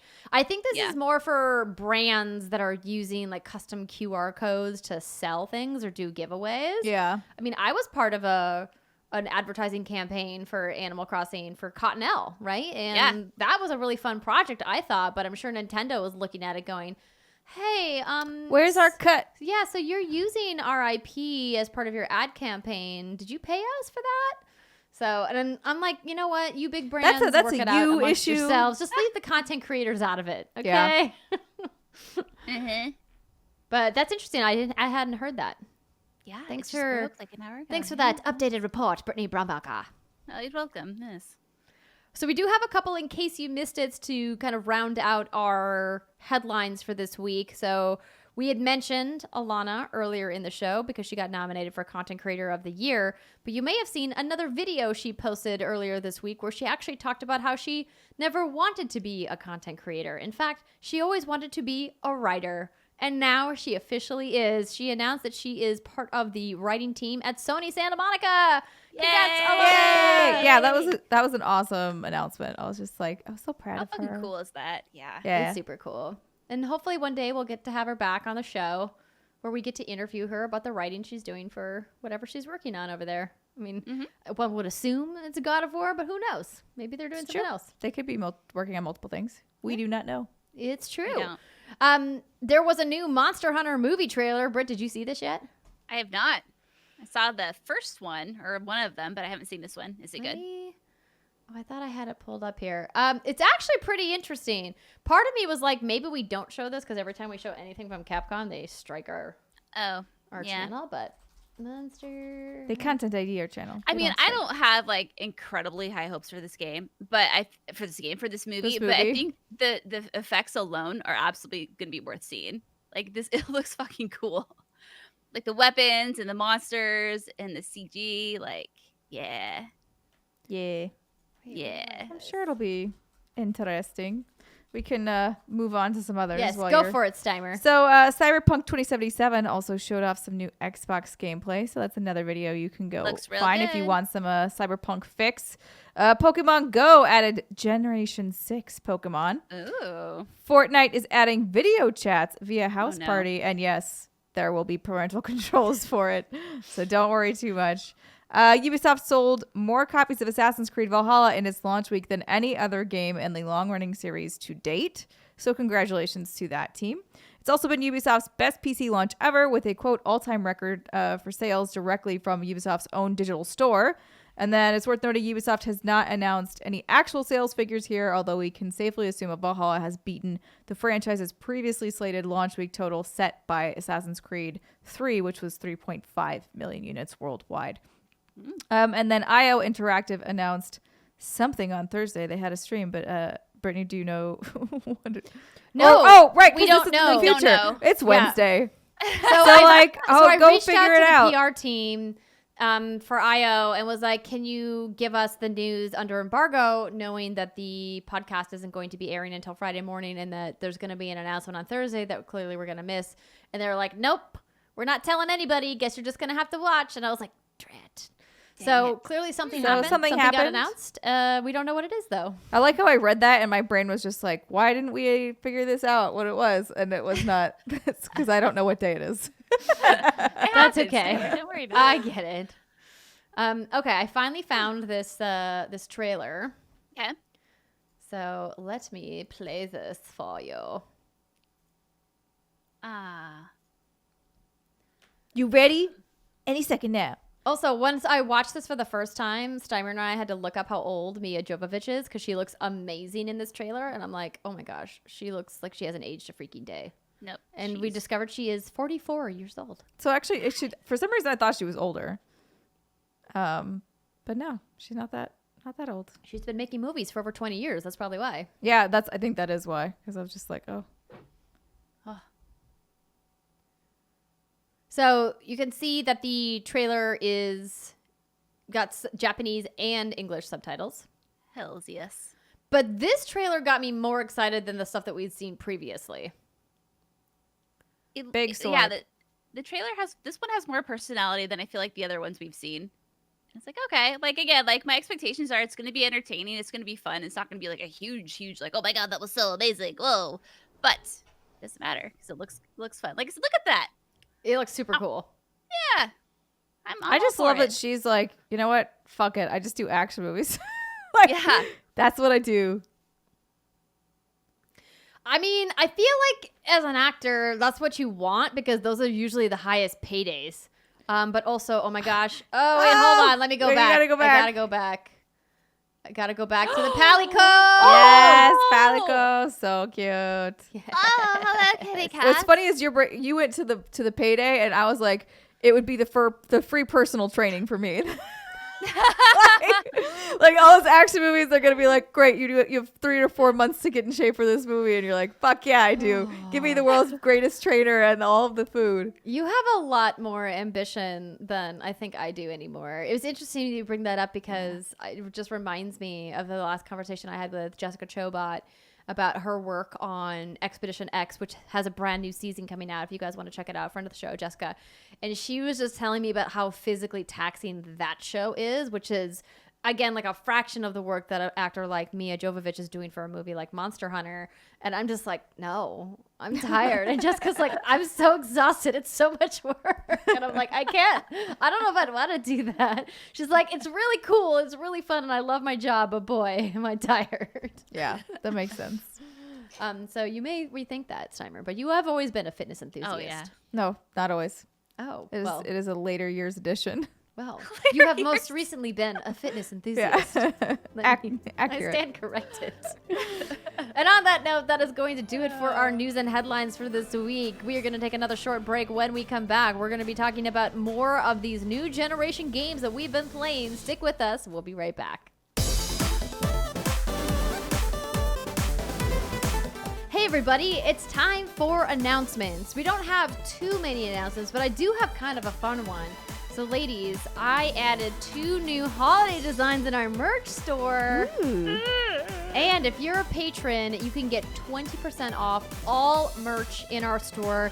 There is a special promo code if you go to patreon.com/whatsgoodgames. If you are a patron, you will be able to unlock that promo code, but everybody is going to get free domestic shipping in the continental United States for orders over $50. And I've never seen Teespring do this before. So if you guys are planning on stocking up on some What's Good Games merch, I think now is an excellent time to do that. And so thank you to Teespring for doing that promotion for us. So I do want to just quickly show you guys these new designs. They're so cute. good. Very festive. Yeah, so this is our new What's Good holiday design, and it comes in a variety of styles, both long sleeve and short sleeve, unisex and women's cuts. And there's a bunch of different color varieties and sizes. And just for all of our friends outside of the United States, just know that there are some limited availability on sizes and colors in some of these specific cuts because of Teespring's manufacturing pipeline. But something to note is that because of the pandemic, shipping delays are very real. So if you are planning on ordering something and you want it in time to wear it for the holidays, I would definitely recommend you order sooner than later. And this is the That's What She Said holiday design. I love that It's one. very Ooh, cute. the white looks nice. Yeah. Oh. Yeah, so I contemplated changing the coloring on the what to white so it would pop a little bit more on the darker colors, but I kind of like the red. It felt festive. Yeah. I just liked it. So that's kind of a fun little thing that we're doing. If you guys want to check that out, of course, whatsgoodgames.com/store. And then we've got our Patreon streams this weekend. Brittany? We do, yeah. Our happy hour Q&A will be kicking off at noon Pacific time. And then our after hour stream will be kicking off at 2 p.m. Pacific time. Go to patreon.com/whatsgoodgames. I have all the links for you there. You just click and you wait. We haven't decided which game we're going to play, but some of us on Patreon feel like we're overdue for a dating sim. Unless there's something Sure. Yeah. Yeah. I mean, think it Best could be Friends fun. Forever is fully out at this point. And Later Daters has added additional chapters. Oh yeah, there was some sexual tension building in that game that we have not That's finished. true. Yeah. So there we go. Well, Join us. It'll lots be of fun. things to think about. And finally, on What's Good Games Live on Monday, November 23rd, Jeff Kanata from DLC is going to join us. We realized that all three of us have been on DLC, and he has not been on What's Good yet. So we're happy and excited to have him on the show. Hopefully, you will join us on Twitch.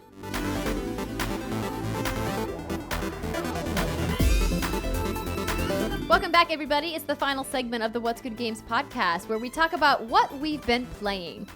And this week it's brought to you by GameStop. So you may notice that it's that time of year. That's right. Black Friday deals are coming fast and furious. And if you want to get your hands on some of the new gaming goodies that are out this fall, then you might want to check out the amazing deals over at GameStop, because they've announced new offers across a variety of video game software, hardware, accessories, PC gaming equipment, and of course, pop culture collectibles and merchandise. GameStop is not going to be beat by any of its competitors, and it's why they're offering the most competitive pricing on all new and pre-owned video games while providing access to several exclusive offers that can't be found anywhere else. GameStop is making it easier for customers to purchase their holiday gifts by offering GameStop FlexPay packages, convenient payment options that allow customers the flexibility to pay for merchandise at once or over time. You can learn more about their FlexPay packages at GameStop.com/FlexPay. But let's talk about some of those deals. I love me a good deal, everybody. One of my favorite games of the fall that I'm going to be talking a lot about in just a few minutes, Assassin's Creed Valhalla, is on sale for just $47.99. Watch Dogs Legion is $32.99. Ghost of Tsushima and The Last of Us Part 2 are also on sale, Ghost of Tsushima being $39.99 and The Last of Us Part 2 $29.99. Absolute bargains for two of the best games of the year, both nominated for Game of the Year at the Game Awards. And for hardware, the Nintendo Switch system that maybe you had trouble finding, that comes with either the blue and red Joy-Cons or the gray Joy-Cons, also includes a GameStop exclusive collector's set of 4 16-ounce Mario glasses while supplies last for $299.99. So you basically are getting those 4 super cute glasses just for free. I kind of just want the glasses. I don't really need another Switch. GameStop, can we work out some kind of a deal where I can just buy the glasses? But if you need a Switch, you can get the glasses included. Of course, don't forget, while supplies last. And GameStop has said that they're going to have limited stock in store only of PlayStation 5 and Xbox Series X and Xbox Series S consoles available for purchase on Black Friday, of course, while supplies last. Plus, they're going to be doing various PC bundles and accessories online. And you know, GameStop has been all about the collectibles recently. You can buy one, get one, 60% off all trading cards. All regularly priced t-shirts are just $9. And you can get buy two, get one free Funko Pops, plus all ugly Christmas sweaters are $24.99. And the Black Friday sales are going to be available at GameStop.com and through the newly revamped GameStop mobile app starting November 25th at 8 p.m. Central Time. And it continues in store at more than 3,300 GameStop locations around the U.S. beginning November 27th through November 29th. You guys can visit GameStop.com/Black Friday to browse all of the deals and prepare your shopping lists. Happy shopping, gamers! Ladies, let's talk about the video games that we've been playing, and both of you have still been playing Yakuza Like a Dragon. But Brittany, you have rolled credits? You've completed the game? I have about 65 hours in. I have finished the game. Great. So I have about 45 to go. Okay, well, yeah. Well, worth clarifying. I did all the side missions except for like 4 or 5 of them, and I'm pretty sure they were all the racing missions. And I was like, that's fun. Dragon Kart's fun, but it's like not my favorite thing, and I don't really need to do it. And I did a lot of the part-time hero stuff as well. So I definitely like fucked around quite a bit. You don't have to. You can just. I'm still not using the taxis very much and running from one point to the other. Oh. Even though I have a bunch of taxis unlocked at this point, which is basically the fast travel system in the game. But but I don't. But it charges you, and it charges you like a minimal amount of yen too. It's like whatever. It's at this point, it's pocket change. But I don't. It's like the principle of the thing where I'm like, do I need to take a cab for this much money? So it's like in Red Dead where they charge you to use the carriages. Kind of, yeah. Oh, that's Yeah. lame. I understand though, because there's always something I feel like to see or find when you're running around the Yokohama, but then after like 50 hours, you're like, okay, I'm sure. Yeah, I'm sure I'll nook hit and the cranny. point where I'm like, whatever. But at this point, That's awesome, especially though. because you can trigger a lot of companion discussions that way. Like if you run past a certain store, it'll be like, oh, like listen to them talk about this, and you can hit the button. So like right now, I'm still enjoying running around on foot. But I'm sure once those kind of all clear out, it'll be like, okay, time to take the taxis. Once I'm like a multi-millionaire in this world, I think it'll feel better. Right now, I only have a few $100,000. So Just a few 100,000. Yeah. Yeah, you have a long way to go. I'm so excited that you like it so much. That makes I me so love it. happy. I'm just like right now I'm sort of torn between 3 games that I've just somehow fallen in love with all at the same time. It's like juggling 3 men. It's really hard. So I'm like, I like to pay attention to my Yakuza little family over here. But the nice part is because it's now a turn-based RPG, it complements very well with my other lover, Spider-Man, because that's combos, and you kind of have to remember that and feel like that combat obviously feels very different. And then, you top it off with a little bug snacks, which is more puzzly. So you have a very nice You have a good little round thing going on. palette. Yeah, and you're like, okay, I've got a little bit of this, a little bit of that. Nice. It's my next generation Diversification. platter, if you will. Your charcuterie board of Yeah. games. Yeah, Ooh. highly recommend. I don't think it would work as well if it was traditional Yakuza. Because I always say I keep saying the name weird, but Yakuza.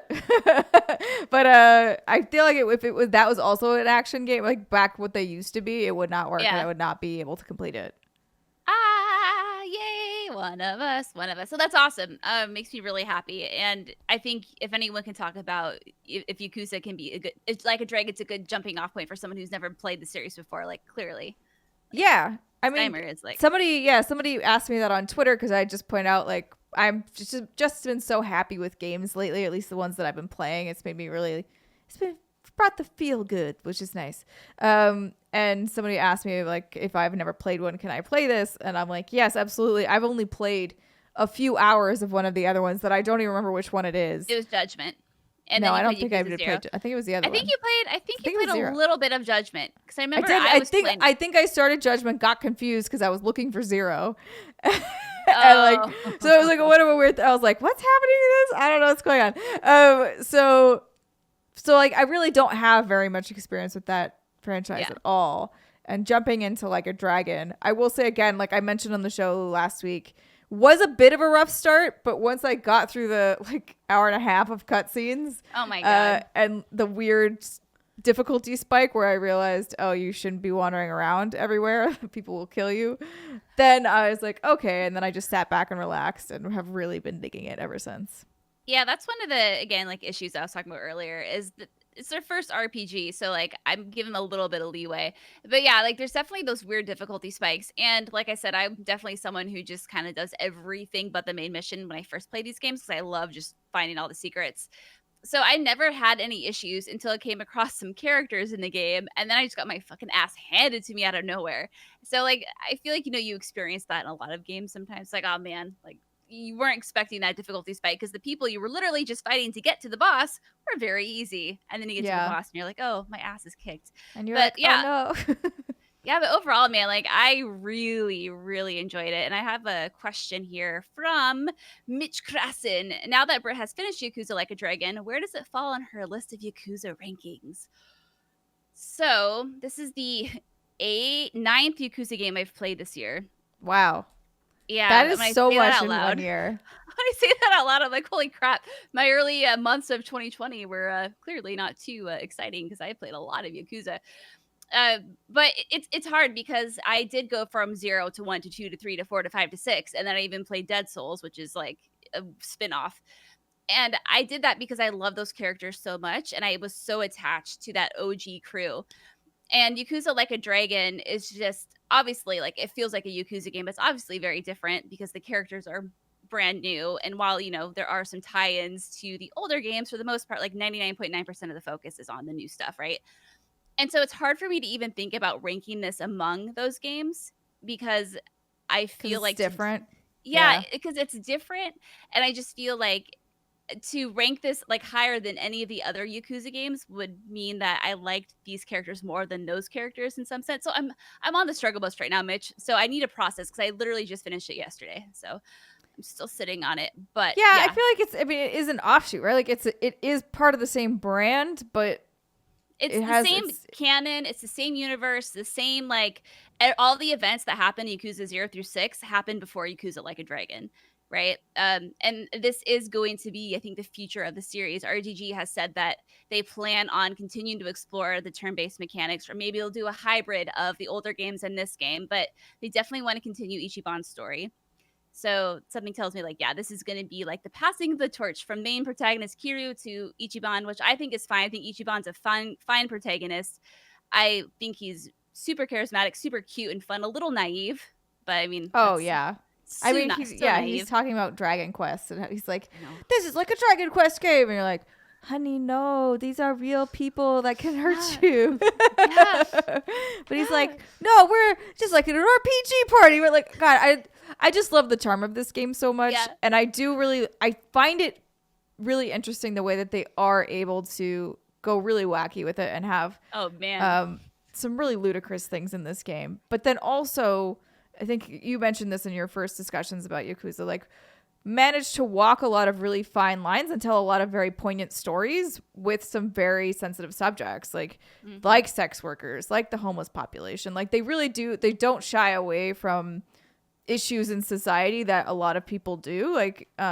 And I just think that that's really fascinating and like really speaks to the talent of that team to be able to handle both of those things with care and respect, but then also be like, you can also call in a crawfish to come attack for you in this game. And then it's also weird, I'm hitting people with a giant vibrator, right?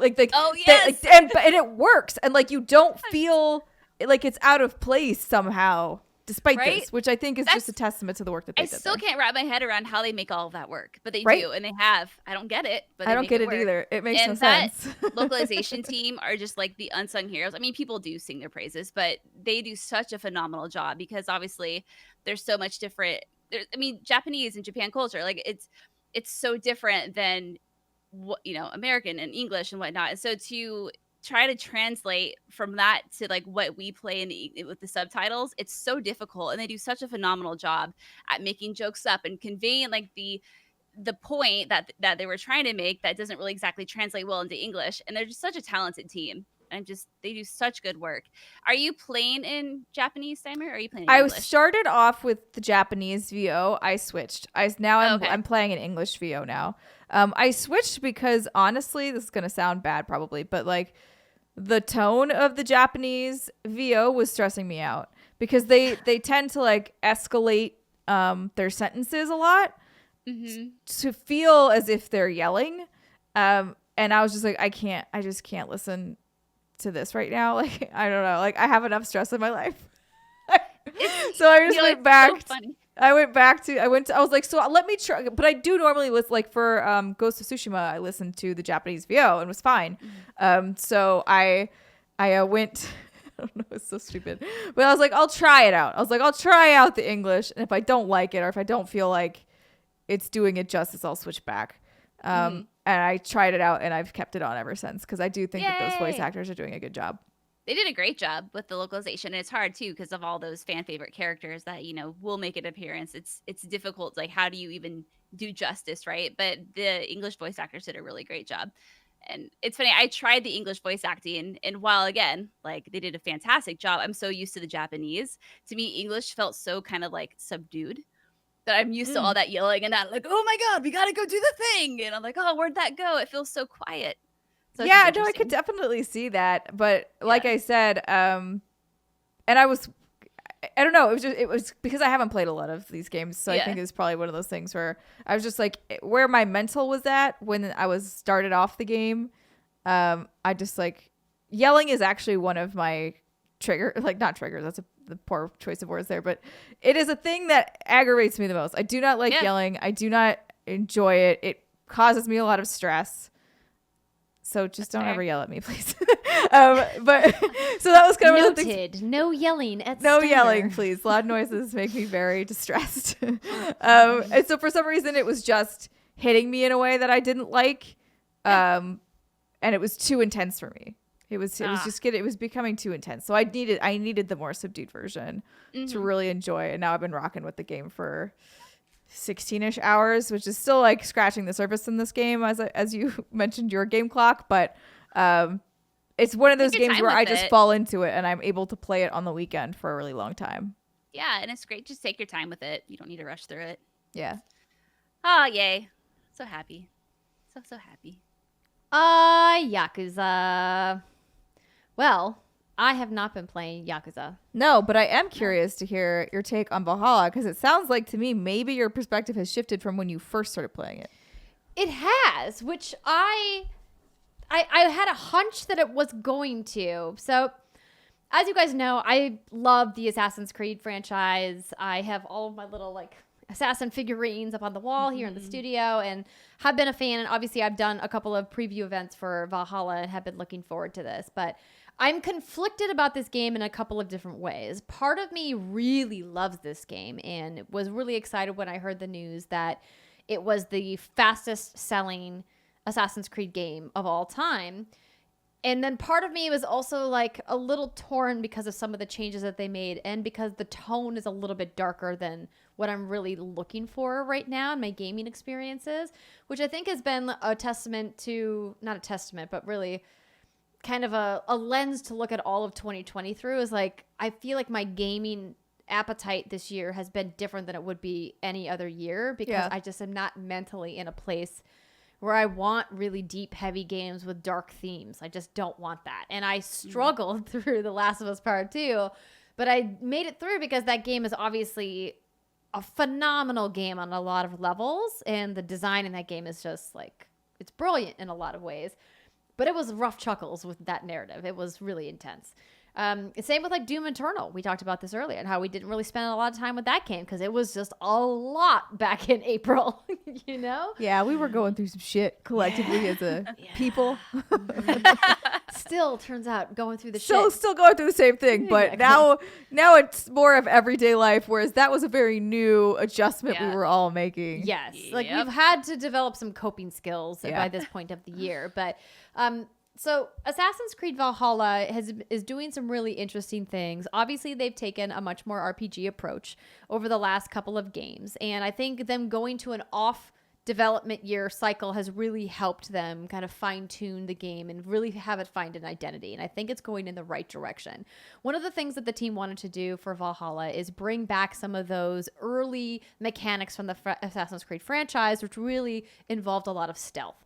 And they did that, but they did that in a way that I found really juxtaposed against the way that they were doing gameplay in Odyssey.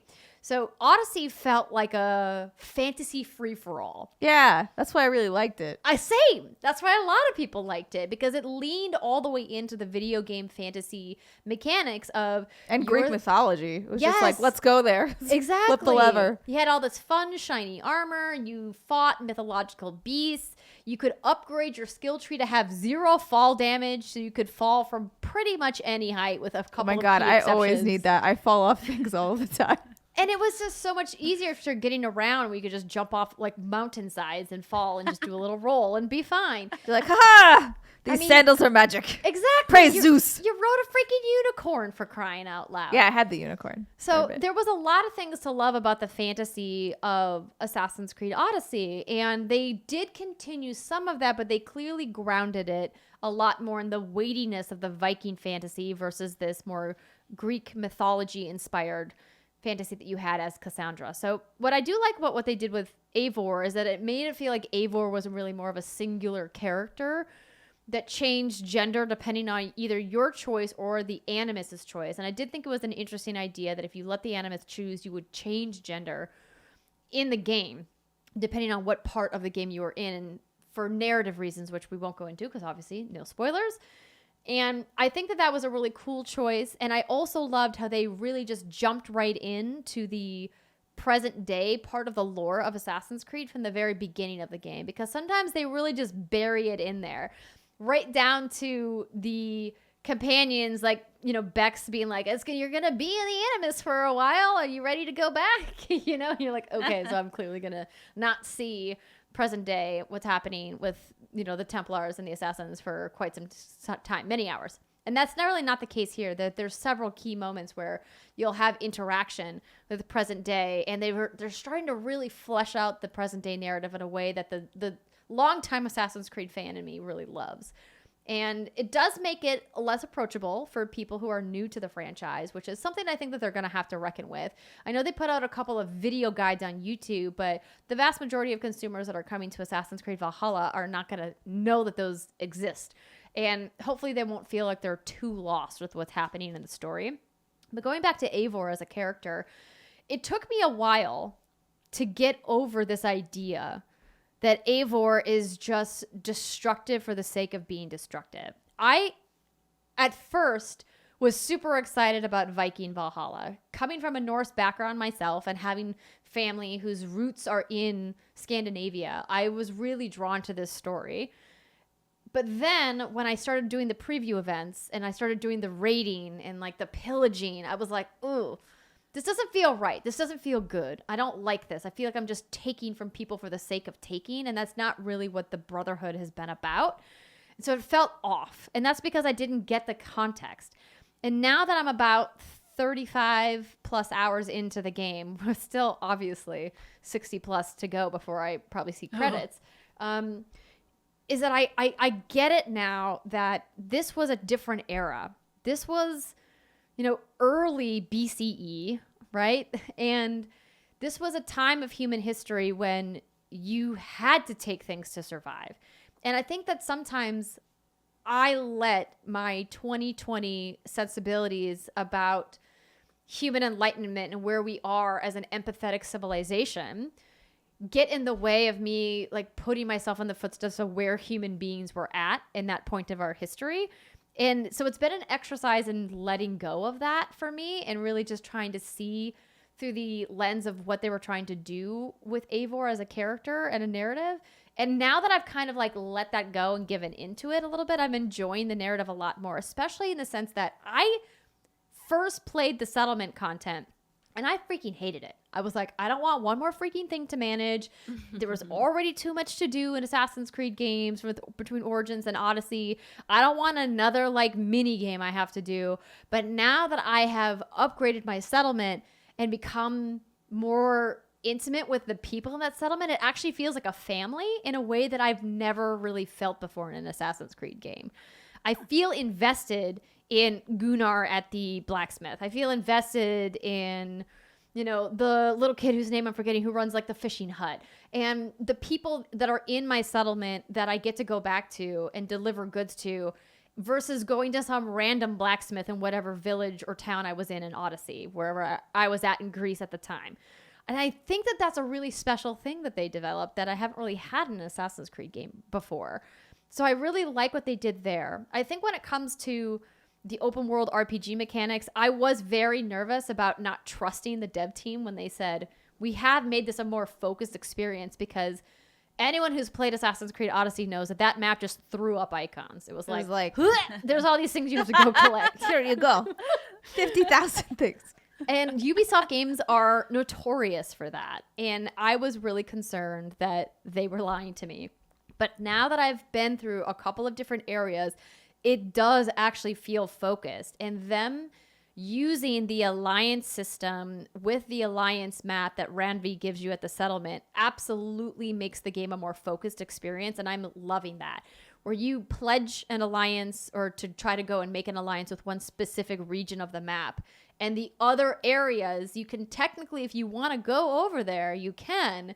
But they are really far above you in power, and you probably don't actually want to go over there because you'll get killed instantly by any random NPC you find in the world. And so the game really tells you, go do all of the things in this area first, and then once you're done doing the major story beats there, then another area will open up. And I've been waiting for them to do that, and they did in this game.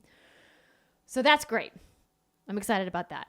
I also think that the change with the gear has its benefits, but also its drawbacks. So in Odyssey, it felt like you were getting gear drops constantly. New swords, new bows, new boots, new gauntlets, whatever the gear was. Like you were just rolling through all kinds of gear. And I do love that they added transmog, in Odyssey eventually, but it still felt like a lot of the gear was wasteful. Toss it. I don't need this. I'm just having to manage my inventory too much.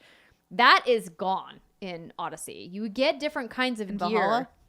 Sorry, yes, Valhalla. You get different kinds of gear, but like it is very few and far between that you get really meaningful pieces of gear that you want to hang on to. Like I've been wearing the armor set that I got at the very beginning of the game this entire time. Oh, wow. Like I've tried a couple of different, I have like 2 or 3 different sets now, but like in Odyssey, I had like 25 different sets of armor. Because I'm a trash panda and I collect everything. You're like, yes, come with me. Yes, I will have all of the shiny things. And so this time around, that's a big difference. I like that there's a much more upgrading of individual gear pieces, so I can keep that same armor set, but just continue to upgrade it. Because there's 2 different upgrade systems. There's the upgrading that Eivor can do on her own by using resources in the world, and then there's the special upgrading that requires materials that are much more difficult to find, usually tied to story missions that you had to bring back to your settlement to upgrade. So I like that they made it feel like the gear has more value this time around, but it's not as cool. That's the drawback, is that you don't get as many different kinds of gear to choose from. So I've been wearing the same kind of dingy bear cape this whole time, which is kind of a bummer. I need a new bear. Well, I finally got to my first mythological area, which I won't say. A lot of people have already been posting photos of it on Twitter. I'm like, come on, guys. The game's been out like a week. Maybe just wait. Yeah. And I feel like a bum running around this gorgeous area in my weird, like, derpy bear cape. You're like, I need to look nicer for you. I'm so sorry. I feel like I should take a shower or something. Like, no showers here. Go jump in the lake. oh, So, my simple brain, would you say this game is overall a step forward for the franchise, or would you say it's about the same? Like, where do you stand? It's definitely a step forward for the franchise. I think what they're doing is they're refining the RPG system to try to find a balance between the stealth action roots of Assassin's Creed and the RPG open world that clearly modern gamers want.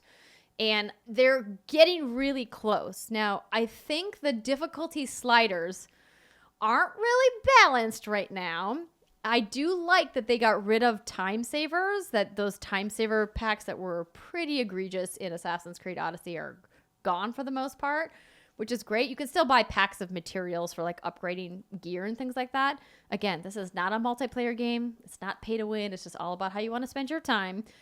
But I think when it comes to looking at the blending of the stealth with the new RPG mechanics, they still haven't quite hit their stride yet.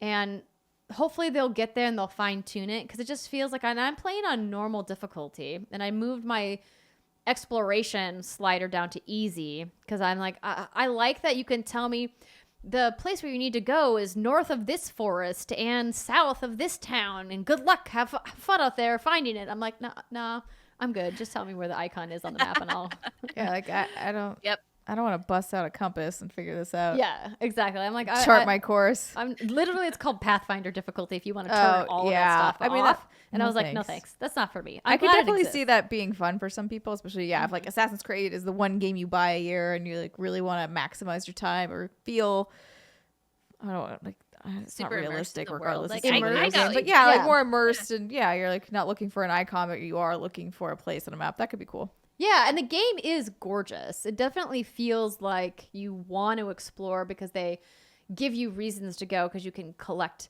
a variety of things throughout the world. And they have, instead of having side quests, they do what's called world events, which are not too dissimilar to what Red Dead Redemption 2 did, when you would kind of come across people in the open world and they would have like a random thing that they wanted them to help you with. I have found that Some of those world events are the wackiest, weirdest shit that somebody at Ubisoft wrote. For example, I came across a kid who was like, help me. And I was like, okay, well, what do you need, little kid? What can I do for you? And he's like, our house, we can't live in it anymore. It smells so bad. And I'm like, well, what's going on with your house? Why does it smell so bad? So I go over to his house and it's got like this green gas coming out of it. I'm like, oh my God, am I going to get Somebody's poisoned when I farting go in there? No, it's like literal boxes of shit in their house. And so I'm like, okay, why do you have these boxes of shit in your house, kid? And he's like, well, my father covers himself in shit. And I'm like, okay, what is going on with this family? This is a weird vibe that's happening here, but let me pick up these boxes of shit out of your house and carry them outside and I just throw them away. So I did that, and then they're like, you have to help, though. Our father's just going to come back, and it's going to stink again. And I'm like, what the fuck is going on? Do you want me to kill your dad? What do you want me to do? So do you want me to bathe your dad? I was like, clearly this is this kid's father, and like the father wife was pig? there, and I was like, I don't want to like murder this guy. And so I like, there's like this little pond nearby, and there's this guy who's standing on this like wooden tree house, just like got these green fumes clearly coming off of him. And he's like, I am deadly. I will pierce you with an arrow covered in my shit and you will die. And I'm just like, what the fuck is this weird quest that I've stumbled upon? And then you have to like essentially break the barrier that he's standing on up in the tree, and it causes him to fall in the pond below, where you like force him to like take a bath? wash himself essentially. And then he like comes out of whatever shit stupor he was in, and it's like, oh, I guess not being covered in shit isn't so bad. And they literally just talk about shit, like they use that word the whole. Oh, that's the whole hilarious. time. You know, I bet somebody there, yeah, they definitely had a good time, and they were like, please, can we put this shit quest in? Oh, Yes. I see you did there. And that's just the tip of the iceberg of like the weird, wacky side quests that you're gonna find. There's a lot of I like looked over at sex Jason's stuff too, screen. you guys. It's Yeah, weird. and he was helping some couple bang by setting their house on fire. Oh, that's Yeah, one of the 'cause- first things you can do in the game. Yeah. Because I they was like like, get the what? rocks off by being like by fucking in danger. Yeah, pretending like they're being raided or something. I'm like, well, that's interesting. Yeah, That's kinda the fun, though. woman finds you and she's like, I need help. Me and my husband just can't get it on anymore like we used to. We used to just go at it in the middle of the raid, out in amongst the fire and the murder and the killing, and now we just don't have that anymore. I'm like, yo, listen, I'm not Have you usually one to considered kink shame. therapy? That's a little out there. That you need to like be around murder and fire in order to like get your rocks off. Oh, I think the funnier part to me, because I watched somebody play this part, was when like they're like, oh yes, but they're like just sitting next to each other on a bench, like they're clearly not doing Like, anything. Yeah. But you light the house on fire, and they're like, yes, right there, and you're like, do you know how to have sex? Yep. That's not how you do it. Yep. It was. oh my god, that's fun though. Yeah. So it's interesting because I feel like those open world events are like they clearly provide some comic relief in an otherwise a pretty serious dark story where Eivor is tasked with building a new settlement and a new life for her Raven clan in England because they've had to leave Norway because there just are no resources for their clan to survive. And you do that by like pillaging. Thankfully, there's no raping, thank God, in this game. But there is a lot of pillaging and a lot of murder. There's just kinky sex. It's not. Yeah, there's like weird poopy kinky sex. I don't know. People are into weird things in Assassin's Creed Valhalla. Okay. Oh my god, I have to say I'm very more interested to play this now. Not spread. What?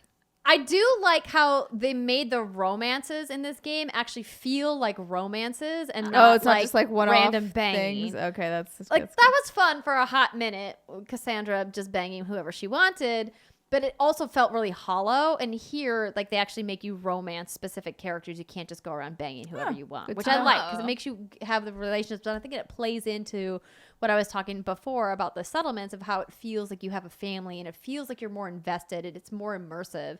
And I'm more connected to Eivor's story than I have been previous Assassins because I feel like she has a story. And that to me is really exciting and what keeps me going back and playing more. And now I'm like invested to see what's going to happen because they set up this narrative element of Eivor is going to betray someone in her settlement And she's like, why would I ever do that? That's not going to happen. But like it's been like foretold. It's in her destiny or whatever. It's the way that her threads of fate have been woven. And bringing in like elements of the mysticism and the Norse mythology and kind of comparing it also against what's happening in, pre-Dark Ages England or Dark Ages England. It's what they're doing is really interesting, and I'm like really excited to keep playing more. And I love that Ubisoft is taking the opportunity to innovate on this franchise. And does it need some work in certain areas? Sure it does. But overall, this is one of the best Assassin's Creed games I've played so far. Would I maybe make some fixes? Sure. But overall, it's like, if you like Assassin's Creed and where the new era of Assassin's Creed has gone, then I don't know why you wouldn't check out Assassin's Creed Valhalla. Well, there you go. Nice. Heard it from I'm the glad AC you queen you herself. liked it a lot more now. Yeah. I was worried at the beginning, you guys. Yeah, I know. I saw you worrying, and I was like, "Whoa." Yeah. But I'm glad it all worked out. I just like that they've managed how much crap I have to collect. There's still, don't get me wrong, There's still a lot of a lot of stuff. crap to collect. Don't worry. If you like collecting crap, this is the game for you. They should But- just call it Assassin's Creed Hoarders. Yes. Yes, they should. Yep. I agree. But you also have been playing Spider-Man Miles Morales. Do you have more to talk about? You did talk about that quite extensively last week. Yeah, I did. I think the one thing I didn't really touch on was just the fact that they did create new enemy types there in this game. I was just once I stopped the show, I was like, oh, I didn't even mention that. Like, these people are all new, and there's a new enemy called the Underground where they have. I can't remember the game term for it, but essentially like magical kind of weapon sets that. So giant fists that will come up, or they'll have like swords or whatever. I really wish I could remember the name of it. It's going to bother me now. Can But you look it up? yes, please. Whatever the underground weapons are in Miles Morales. But I just thought that those enemies are really interesting to fight against because you have to take them down in specific ways. You can't necessarily just like run at them and punch them regularly. You need to do venom punches on a lot of them. You need to like make sure you know who is where and like you have an understanding of the battleground before you jump in. So that's pretty much it. I think they did a nice job like mixing up the variety so it doesn't feel like you're just playing the original Spider-Man over again. So this has been difficult for me to Google. I mean, like I'm like they're purple weapons, and I know that in the game they definitely say what they are, or like what kind of special thing they are, but I just don't remember specifically what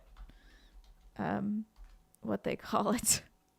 Well, let's see. It's just like Two of it's us like can high figure tech this out. gadgets. I'm like, yeah, sure, whatever. It's just they're high tech gadgets. That's what they are. I mean, they're Is that the more name of them? complicated than that, but Oh. It explains it in the story. So whatever. There you go. I feel like if I There go you down go. this path, I'm going to come across Yes, you will come across spoilers. spoilers. So don't do it. Yeah, I almost came across spoilers too. Yeah. Okay. But Be careful when you're Googling out there, kids. yes. You never Be know. safe. But I really love this game. It opened up another collectible for me the other day, and I just went around and got them all. I was like, oh, okay, neat. I can just swing around and do whatever. Like, I love it. I love it so much. I think Miles is so cool. I actually told PR asked if I wanted a code for OG Spider-Man Remastered, and I was like, I don't think I could go back to playing Peter, to be honest, Ooh. after playing Miles, because I love going invisible. Some spicy I commentary. love the venom attacks. Like, I just think Miles is more fun to play in combat.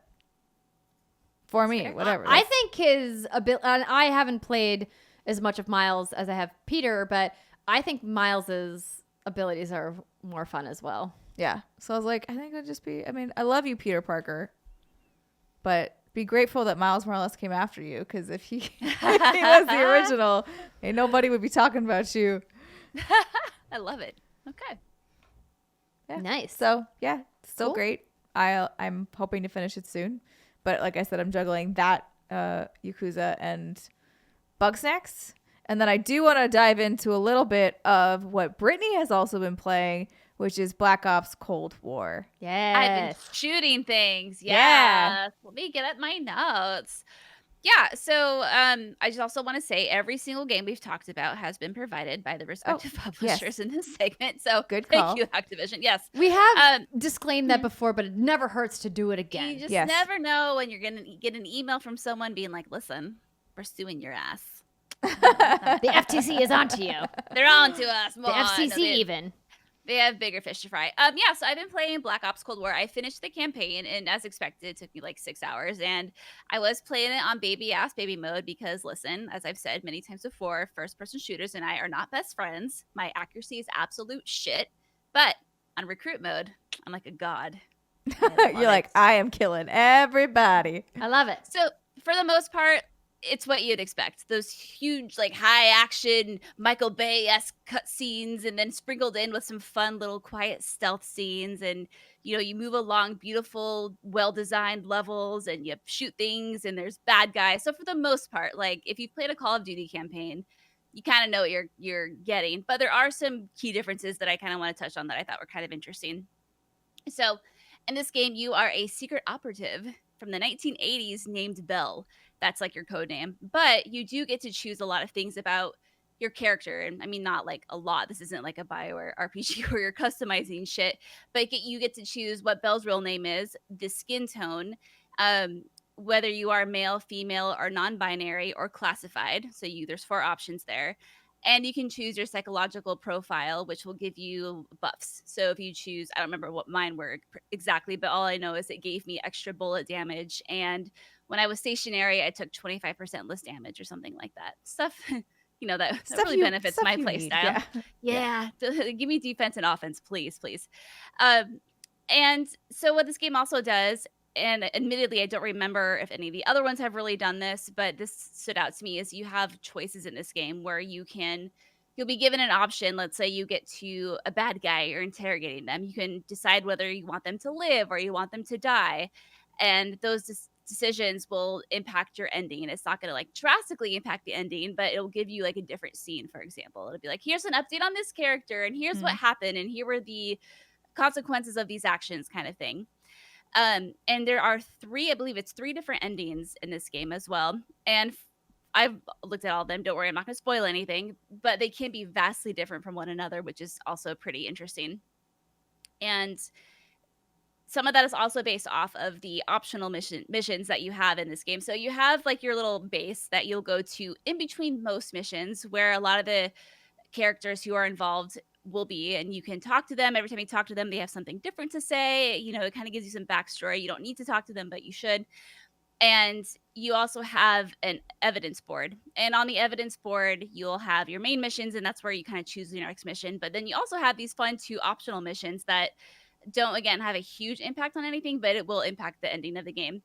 And they're kind of fun, actually. They require you to collect evidence from other levels in the game, like the main missions. And once you collect that evidence, then you can use that evidence that you found to make your optional mission much easier. I'm trying to be as spoiler-free as possible, obviously.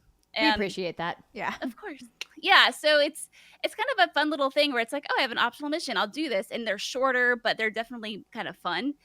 And when you are doing the main missions, it's fun to kind of explore and look around, because I've always thought the level design in these games are just top notch. And looking around and actually finding something that will help you on an optional mission is just kind of a fun thing.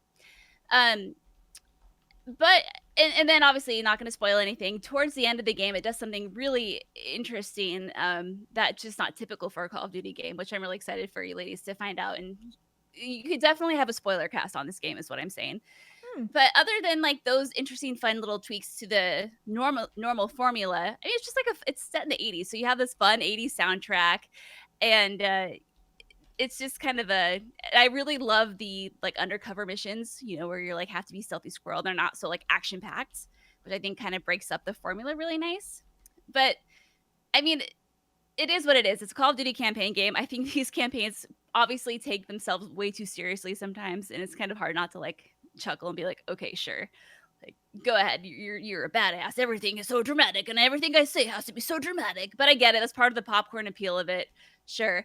And then the other thing is I oftentimes like lose what I'm actually doing in this game. I'm like, okay, I'm trying to keep track, but there's so many names being thrown at me at once. It's hard to remember who's who's the good guy, who's the bad guy, who am I trying to kill? Why am I suddenly like in this part of the world? What am I doing? Do you mean like the people that you're on missions with?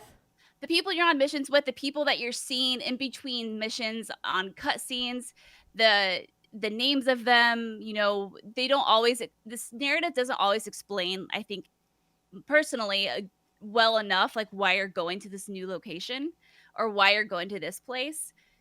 It just doesn't always connect the dots in a way that I think would be helpful. It's not terrible by any means. And I mean, let's be real, like your whole point of these games is to like get to the end of the level, shoot the bad guy, and like move on with your badass self. But what it does kind of help with, kind of in a level that's a little too deep to be beneficial to the issue I'm talking about, is when you're selecting a mission on the evidence board, it gives you pieces of evidence that are just like automatically given to you. So if you really kind of want to like deep dive into like where you're going and why you're doing it, it's like almost too deep of a dive to really give you the context of like, hey, you're here because this happened. And then from here, you have to go to here because of this reason. And these are the people you're looking out for. Like, that's kind of what I wish I would get from it. But maybe that's just me. Maybe I'm the only one who has a problem following the storylines of these campaigns sometimes. But like, not a huge knock. But like overall, it was fun. It was exciting. How long relatively was the campaign? 6 I think hours, it was like she said? 5 to 6 hours. Yeah. Okay, so that's not bad. Yeah. An afternoon.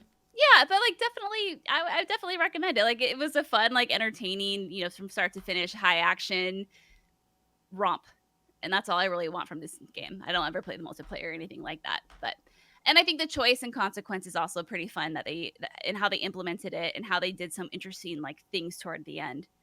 So, What not I thought my was favorite, but oh, sorry, I thought I was trying to I'm pretty much get done. you right at the end of your sentence, like cut you off a little early. But the one thing I thought was interesting, obviously I have not played this game yet, but I have downloaded it. And I thought was cool was the way that it lets you choose like which parts you want to download first, or if you even want to download certain parts of it. So you could just theoretically, if you were like, I am not interested in the campaign or I am not interested in the multiplayer, you can really just download bits and pieces of it. And I was like, that's actually really cool that they're starting to divvy up files like this, especially when space will be so precious on these hard drives. Obviously they're giant for right now, but games are also giant themselves. So to give you that option of you know, you can really just pick what you're interested in to download onto the console, I thought was really cool. Yeah, I forgot all about that. But yeah, you're right. It was kind of weird. It popped up and it's like, what do you want to play? Do you want to play multiplayer? Do you want to play campaign? Do you want to zombies? Do you want Warzone? Like, oh, thank you for this option. Yeah, and I downloaded the campaign. And I don't know the exact details, but I know if you download everything, you have to, and you're on a next-gen console or a current-gen console, I guess, you have to be careful that you're not playing like the PS4 version of that or the Xbox One version of that. Because I know some folks have been doing that with some games. Is accidentally playing the wrong version of the game. Yeah, Jeff told that story when I was on DLC about how he was playing the PS4 version of Miles Morales and not the PS5 version.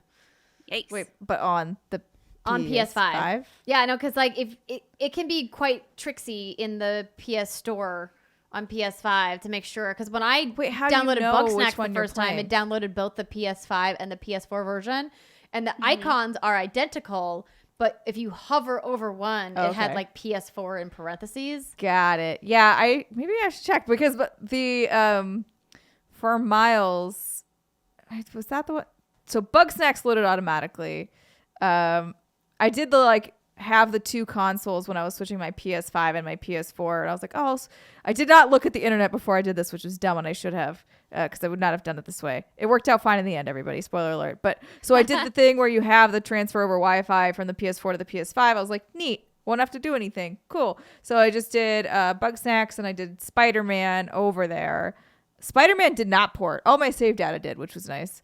But so then I just had to go find Spider-Man and download it. And now I'm like, uh-oh, did I download the correct version?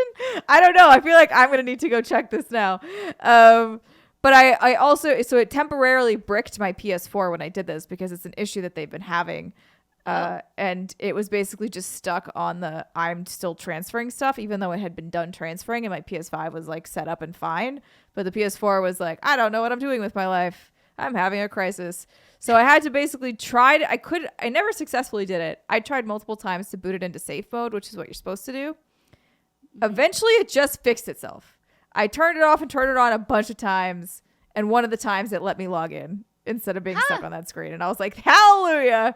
Great, because I'm going to now wipe this thing so I can figure out what to do with it later. But it was stressful for a minute there. I was like, oh no, I've bricked my console. Oh no! That sucks, man.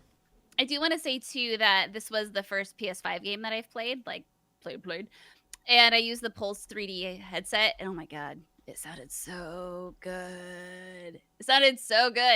And oddly, I didn't, when I was using the PS5 controller, I didn't notice the haptic feedback because I just didn't. But I saw a video today on Twitter, and there definitely is a lot of stuff implemented depending on the kind of gun you're shooting and whatnot. So I thought that was pretty fun too. I was like, oh wow, I don't know why I didn't notice that. I don't know if that means anything, but maybe I had it accidentally turned off. Who could say? You either turned it off or you were like, I'm used to things vibrating in my hands. Oh, maybe it's the latter, Steimer. Who could say? Who could say? But no, I mean, real talk. If you're gonna come to my Call of Duty review, wondering how the gunplay is, I'm not the person for that. I enjoyed the story mode of Call of Duty. I enjoyed the story. I enjoyed the easy AI. I enjoyed the plot twists and turns and the fun little optional missions and the player choice. But other than that, I mean, obviously it plays fantastic. Of course it does, and it sounds great. And that's about as deep as you're gonna get from me. That's what she said. As deep as you're gonna get with Brittany Brownbacher. Wiggle. Yeah. No, I'm excited to play. I'm glad that you enjoyed your time. I've heard nothing but amazing things about the animation and many pores. The razzle dazzle bells. That Call of Duty is so good razzle dazzle. Oh boy. Well, this has been a beefy episode, ladies. Yes. Mm-hmm. I'm sure we will have more to say on more games next week because there's still a bunch of games that I just haven't gotten around to playing yet. There's only a limited amount of time in this world. It's true. And I've been spending some time watching Schitt's Creek, which I'm hoping to talk about on the show. If you guys have not heard, they are an Emmy award winning. They kind of won all of the Emmys this year. And because of that, I kind of took notice. John had already watched all of it. And I was like, I don't know. The story of this show just doesn't really feel like it speaks to me. But now that I'm in to season 3, now I think we just crossed into season 4. Ooh, it's gotten real good. Well, good. And Rhythm of War came out this week, which is so exciting. You guys hear me nerd out about Brandon Sanderson and the Stormlight Archives. Book 4 was released this week. So I've got that 1,000-page monster to read too. So we're busy is what we're saying. Yes, lots to do. Lots of things to watch, read, and play. And hopefully you guys are watching, reading, and playing fun things too. Thanks for hanging with us here on What's Good Games. Hopefully we'll see you on the Patreon exclusive streams this weekend. And if not, maybe we'll see you over at Twitch. Have a great weekend, everybody. Bye.